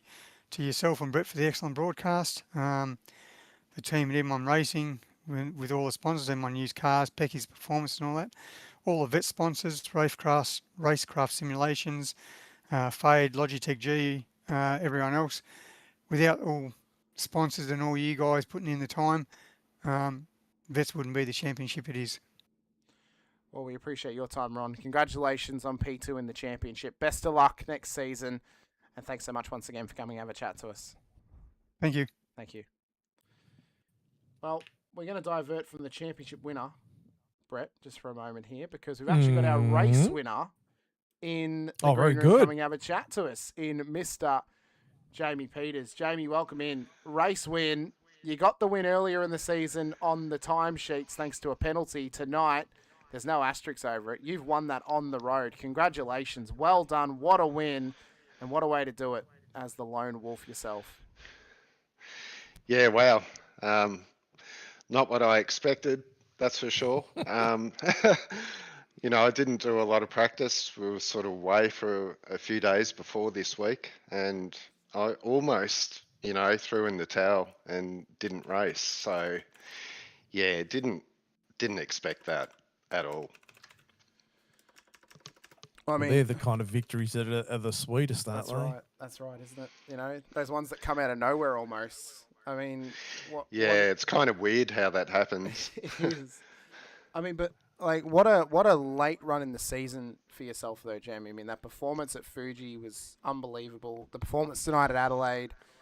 Now, I'm sure if your good friend Zippy was here, he's probably asking you if anyone's put the team offers out there back to you yet again. But has anyone actually reached out to you after the performances this late in the season, or is it that you're going to look at next season, you're going to come back into it as the lone wolf once again, and you're going to try and do it all over again on your lonesome? Yeah, no one's reached out. I'm the lonely wolf still. And unfortunately, I sort of had a few mistakes at the start of the season. I did my typical, pit lane entry, 40-second stop and holds for 2 rounds, I think. So, it made it really hard to keep my head up and try and get in the top 20, which was my goal for the season. So, but, I never give up. But yeah, if a team's out there and they're looking and it's the right one, I'll definitely consider it. It's a bit hard on your own, I must admit. But, yeah, you got to have that commitment to the team, as you know, Hamish, with my history with you. I didn't feel right being in a team if I couldn't contribute. So, yeah, we'll see. Well, I'd like to also announce as well at this time that the viewers out there have also voted you, Jamie, as the driver of the day this evening as well. Oh, well in a win of 6 votes. So, congratulations. Well deserved. And just a phenomenal drive. I mean, you didn't get it last time at Fuji, but you managed to get it on the day when you won the race. Flat out front stick to P1 on the road. So that's a great effort from yourself. Congratulations. Yeah, that's crazy. Thank you everyone who voted for me. So yeah, I just tried to race this one a little bit smarter too. I sort of knew where I could save on the tyres through the staircase. I knew everyone was sort of catching me up again, but it was all about getting onto those main straights out the back just to give yourself a little bit of a gap to not get attacked. And yeah, you just hope that it pays off, because Mick was pushing and I was a bit scared about Abel, which is why I sort of pushed to try and get past Mick. And luckily I was able to, because yeah, I know Abel puts in a lot of time, and I think if he had his nose on my tail for lap after lap, he probably would have got me. Well, you drove incredibly well, Jamie. We congratulate you on the race win and the driver of the day. Is there anyone that you want to give a shout out to before we let you go? Yeah, just you guys again. I love watching it every week. It's as good as anything out there, even the real world racing. Yeah, race control. Brenton this week did a really good call. I've never raced under his call before, but yeah, it had a bit of flair to it. And all the other drivers, it takes a little while to figure it out in one season, you know, who you can race. And yeah, there's definitely guys there that are a lot quicker too, which, yeah, you got to get it all right to, and they got to get it all wrong for you to get up there and have a chance at winning. But yeah, no, thank you, everybody. Well, thank you, Jamie. Congratulations on the race win and the driver of the day. We wish you the best of luck in season 28 and look forward to seeing how you go. Yeah, cheers, boys. Thank you. Well done, mate. And finally, here this evening, a man that maybe needs no introduction at this point after the drive that he's had this season. We welcome him in after he returned from Split 1 last season, came into Split 2 this season. The silent assassin, no more, is now the season 27 champion, Gary Buckland. 10 seasons between championships for this team. Your first championship here in Split 2, I believe I'm saying it right, that you are the first Split 1 driver to come straight down, win the championship, and go straight back up again. But how does it feel not doing it in a Ford Mustang? Very funny. I'm like, you know, Hamish, I'm a Ford driver, but I like the Camaro in vets. I stick with the one car just to make it so I feel as at one with the car. But yeah, it's just an awesome thing to have achieved what I've done after going away and coming back. I just learned a lot from going to Split 1. Well, an interesting stat that might be a bit of an omen for you that was pointed out in the chat by Doug. You only had 27 incidents on the way to becoming the season 27 champion. It's quite eerie, isn't it, that can happen? Like, it's unbelievable. I try hard to drive clean. I try and have 0 incidents per race. It's very hard to do, especially at a track like this where turn 1, as you know, is deadly. Although I did this whole race with 0 incidents on turn 1, really, really hard to do. Really hard to do. Now, you had probably a little bit dip in performance halfway through the season. It was looking like, are you able to carry, or you're able to get back some momentum heading into the final few rounds? You managed to find some. There was a bit of poor luck for others out there that were challenging you this season in that midway point of the championship. And I suppose you stayed consistent is what you needed to do in the midpoint, and that's what you did. And that's led you to the position of being able to win the championship. Was there anything that you could have improved upon this season as the champion? Qualifying, I think. They all say. They all say qualifying, don't they? I've been, especially when I was in Split 1, I was really awkward at qualifying. I felt, threatened by other drivers, as in time. I knew I wasn't as quick and I couldn't perform like I should have when I was there. I think coming back with the knowledge that I grabbed from Split 1, has made me a better qualifier, but I still need to work on it more. Well, I mean, it's you qualified well at times this season. Other times, like Thursday, you were down the order a little bit, but you drove your way forward in typical Gary Buckland fashion. Just snuck your way forward and got yourself up the order. Before I cut to Brett to ask you a final question, what was it like on board the car when you went off at turn 11? Was it swears? Was it sweats? Was it all the above? What was it like at that point? Or was it you could keep the head clean and you just had to try and push on and get to the end? Exactly. I kept it under cool. I knew I wasn't far from pin entry, so straight in, new tyres. I think I popped 80 litres in and straight out again, and I felt comfortable.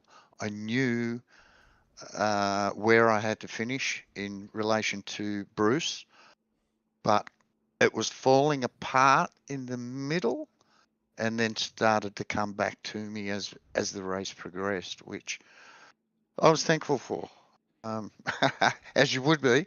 But this race was just full on. I must say it's a little bit long for me, being the age I am. But I had to persevere, and yeah, I'll go to split one with a happy face, and I'll try again. Well, Brett, is there anything that you want to ask Gary before we let him go? Not necessarily ask. I just want to say, Gary, well done, mate. Fantastic job. This race at Adelaide, it could have gone, a number of different ways. Ron Allen was, I mean, you all had mistakes, Yes. that could have cost you the championship at any point. But there was falters throughout each of the three of you guys. And it was just a fantastic race to watch, and it just had everything. So, no question for you, Gary, but just congratulations on winning the championship. Thanks, Brett. I really appreciate that. I appreciate everything you guys have done over the whole season. It's been awesome. Love watching it. Love listening to it. Especially the songs. Well, Gary, we appreciate your time. Appreciate you being here with us as well. Congratulations on the championship. Best of luck in your return to Split 1. Well-deserved championship win, and you're no longer the silent assassin. You're now the hitman as the champion. Okay, So, you're right. We'll see what happens if you ever come back, and we'll see if you're able to join that list of two-time champions here in Split 2. Cool. Look, even if I don't come back, Hamish, I back you guys to the hilt. I'll be watching every race every week. Thank you so much. Appreciate it. And appreciate you, Gary. Congratulations. Couldn't have happened to a Thank nicer you. guy in the field. Well done. And best of luck next season. Cheers. Mind if I thank a few people? Oh, sorry. Yes. No, Sorry. Yes. mate, you can't do yes, that. Yes. The Hell floor no. is. Yeah. No. You won you've won enough already, Gary. What? You're allowed. No. Yes. Of course, the floor is course you yours, can. and you are allowed to thank whoever you like as the All right, champion. mate. Thank you. I'd like to thank the full vets community, to everyone watching, supporting, tuning in, keeping the vets community alive. Whether you've been here from day one or just joined, your support is greatly appreciated. A special thank you to all commentators, vets, admin, race control, safety car drivers, everyone behind the scenes. To the drivers, thanks for bringing the hard racing, the stories, the laughs, and the competitive spirit week after week. The respect and camaraderie in this community is what makes it a cut above the rest.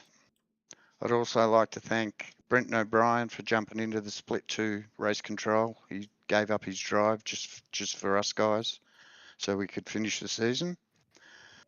I'd also like to thank Anita for her support and for being in Split 4 competitively. Sean Vandermeulen for the extra coaching and the support. The Oz Sprint Series, I'd like to thank Doug for the paints this season. Brett for the music. Hamish, excellent work all season, mate. Then we go on to Racecraft Simulations, Logitech G, Parramatta, Isuzu Ute, Player One Sim Gear, Nova Sim Sports, Fade Streetwear, M1 Used Cars, LGC Images, Infinity Broadcasting, Bin the Blade for Balin Foundation, and all of my teammates in Old Mate and Sons. And I'm wishing everyone A happy season in 28. Well, thanks Thanks so much. thanks to the Reverend Gary Buckland. Thank you so Yeah, much. Good on you, Brett. Thank you so much, Gary. We appreciate you so much. Best of luck next season, and congratulations once again. Thank you, guys. I really you. appreciate what you've done. Thank you. Thank you. Appreciate you too. Thank you. That was probably one of the best. That was probably one of the best pre-written shout outs I think we've ever heard, Brett. And, Yeah, it was good. That was fantastic. That was So good. it was great from Gary, and as I said, couldn't have happened to a nicer guy. Honestly, he's such a down to earth driver in this field, and I don't think there's anyone in the field that is. It's going to be upset for very long that Gary Buckland has just won a championship. He's probably one of the most well liked people in here. So that is a phenomenal and well deserved effort from Gary. Well, we've got a little bit of post race to go through. Obviously, we get to speak about next season very quickly. We'll run through the song at the end as well and run through your highlights all throughout. We have overrun a little bit, so I don't think we got time for the actual post-race highlights, unfortunately, but we will get some highlights happening for the song. To talk about what you're going to look for next season, if you haven't seen it already, this is the thumbnail for Season 28 here for Split 2 of the Veterans, so watch out for the yellow action on Saturday night as we go racing for Season 28. I've got no particular theme behind it. I just haven't done yellow in a while, and I thought, well, we'll do yellow for next season. So that was my piece for that one. For the calendar for next season, it looks to be a rip snorter. It is an Australian-themed season with a couple of the US and Mexican track thrown in to replicate or replace one of the rounds that would be an Australian circuit if we had it on the iRacing service. Starting at Bathurst in the first round, 150 Ks, 25 laps before we head out to Autodromo Jimenez Rodriguez for round 2 at the national circuit for 200 kilometres, 64 laps. This is to replace what would be Albert Park if it was an actual Supercars calendar. Round 3 at Tailem Bend, we're running the previously ran Supercars circuit, the international layout for round 3, 200 kilometres, 41 laps. Round 4, we return to Winton Motor Raceway for the sprint round next season, a 30-minute and a 45-minute race to come on the night for that one. Round 5, we go back to Phillip Island, one of the most well-used tracks in the Vets. 200 kilometres, 45 laps. We head to Tailem Bend once more for the GT layout, the second longest permanent race circuit on iRacing, just a little over 7 kilometres long for 200 kilometres, 26 laps this time by. What I would say is, though, Brett, it is a very long track. It's very easy to get lost around there. I would say in future, depending on how the race goes, we may see that we may actually be better off running the West Circuit, which is what the Supercars are actually running this year, which is the slightly shorter variant of that international layout that we will see earlier in the season.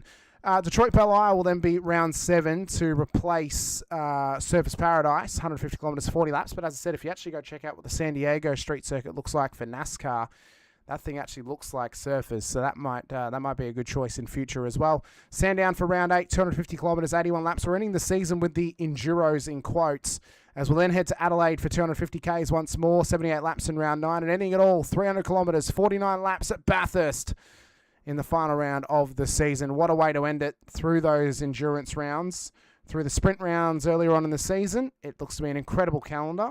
And I don't think there's necessarily a miss on that calendar at all, Brett. I just don't know how the Supercars are going to go around the GP circuit of Tailem Bend, but I'm happy to be proven wrong. Well, we'll figure it all out. If it's like anything like this season, it's going to be an absolute ripper. It will indeed. And you don't want to miss it. 8:30 p.m. Australian Eastern Standard Time for you next season. Saturday nights once again. When we post the link to the broadcast, just to save me putting the note on it every single time, when I actually post the link to the broadcast and you see the start time with the date, the day, the date, and the time, I'm using a thing now called Hammer Time, which gives you your local time that it starts. So for me, it says 8:30 p.m. Let's say you're in WA. It'll tell you it's 5:30 p.m. when you check the broadcast info channel. So it'll tell you the local start time for you when I post those links with the time. So that's what you can look forward to for next season. We'll be getting a little bit of a refresh look going into next season. The standings and stuff like that will change a little bit as well. We'll get obviously new drivers into this split, and I'm sure we're looking forward to that split breakdown coming, heading within to the next season, of course, with new drivers coming up and new drivers coming down and some drivers remaining. Pre-qualifying returns for drivers who have not done 50% of the races this season, Brett. So we'll see where those drivers end up who did not do 50% to see where they go for season 28. And what does that mean for us, Brett? Well, that means that season 27's over. It means that we're to the end. It means that Sad face. we're to the beginning of the break. And it means that Happy it's face. time, Brett. Yeah. What time is it, Hamish? It's time for the song and the race start highlights here out at Adelaide Street Circuit. Brett, get us going as we'll sign it away. Quick shout out very quickly to the series sponsors as the song will get going. Racecraft. You can keep playing, Brett. I was going to turn it down. It's okay. Okay. Racecraft Simulations for their title sponsorship as always. Logitech G, Parramatta Isuzu Ute, Nova Sim Sports to M1 Used Cars, Project Fade Streetwear as well to the M1 Used Cars the Driver of the Day Award. Tonight it went to Jamie Peters. Next time it could go to you, but until then, I've been Hamish Munro. Brett Fisher alongside. Thanks so much. We'll see you next season. Until then, stay safe, drive hard, and as always, bye for now.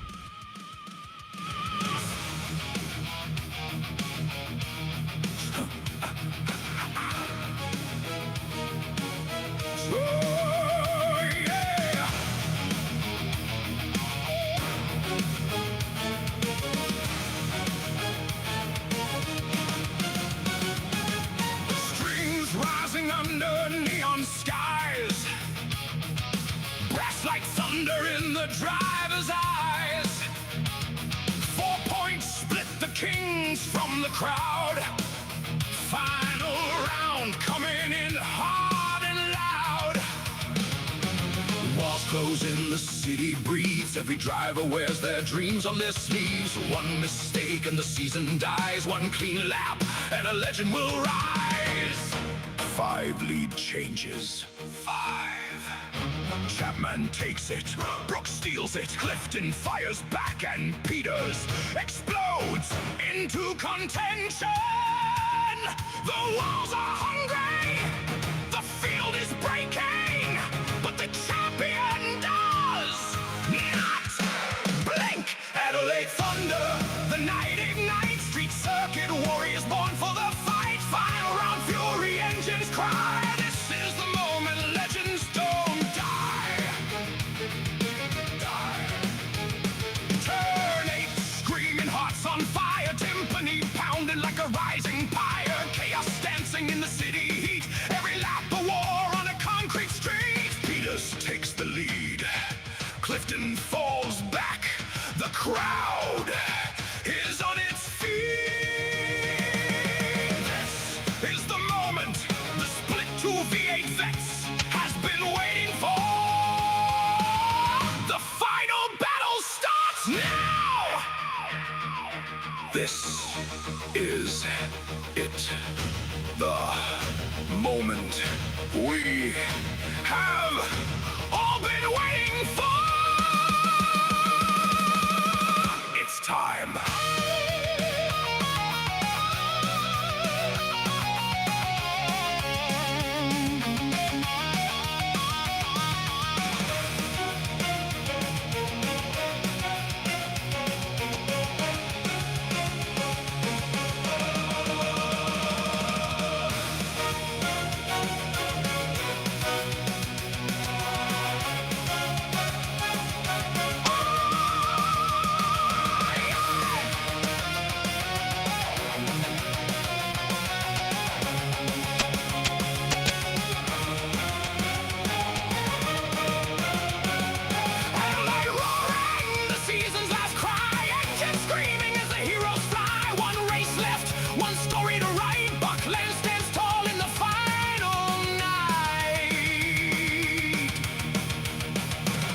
Lights blur as the pace goes wild. Every corner hunts the brave and the styled. Peters charging with the fire inside. Clifton fighting in the tightening tide. Break late, send it, trust the line. Every heartbeat on the edge of time. No fear left, no holding tight. This is the fury of the final fight. Adelaide Thunder, the city alight. Engines howling.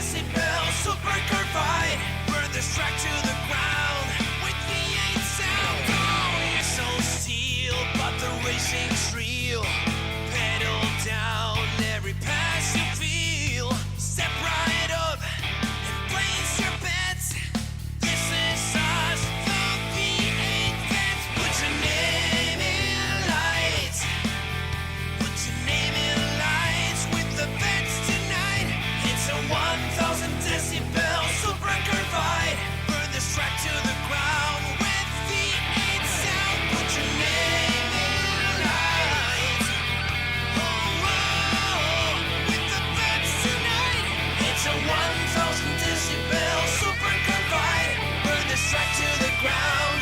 With V8 sound, burn this track to the ground. Come on now, put your name in lights.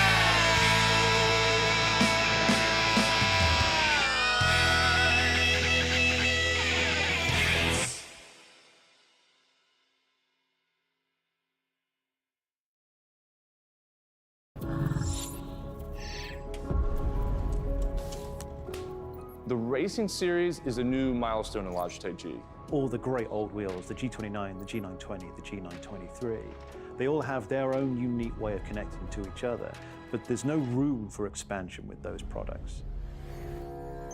So the question arose was, what if we were to give the opportunity for the racer to switch out from a drifting wheel to a GT rim? With the wheel hubs that we've created, that's got a very specific button set, but you can replace any of the steering wheels. And the real lovely aspect to this was we could give the user, driver and the racer the opportunity to experience different genres of race. That allows drivers to craft high quality, customized setups that resonate with your individual racing style. When we start with the design, we always start sketching. Very often, once we've got sketches, we start discussing with engineering. We had 3 rounds of engineering testing or user testing where we invited in users from sim racing, and every single round of feedback we refine, the product based on what they tell us.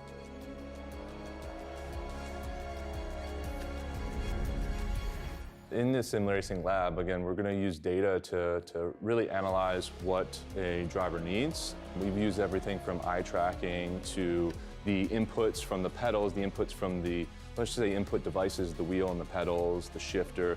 We're taking that and we're compiling it so that we can build different products based on those individuals' needs for all consumers and all drivers.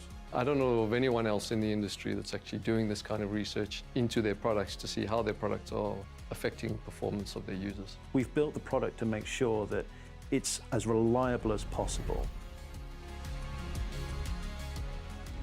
So the innovations in engineering that I'd say we're most proud of is the sequential handbrake and shifter toolless changeover. This is now a patented system, so it's really easy for the user to just switch between modes. If you give people the tools to do what they want, they will. They will just go off and have fun.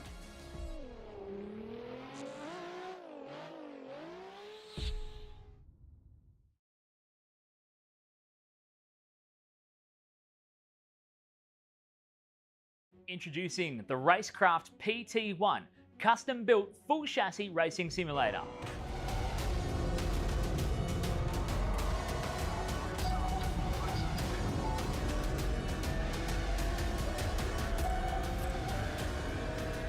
The design project, codenamed The Cage, an 80/40 extrusion chassis sitting on top of a Sigma Integrale DK2 Plus 4-point full motion actuator system.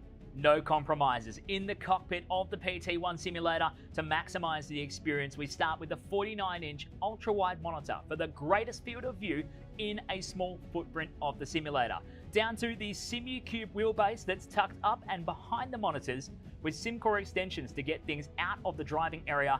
Everything is connected to a Cube Controls GTX steering wheel with the built-in dash and all the extra button functions available at your fingertips.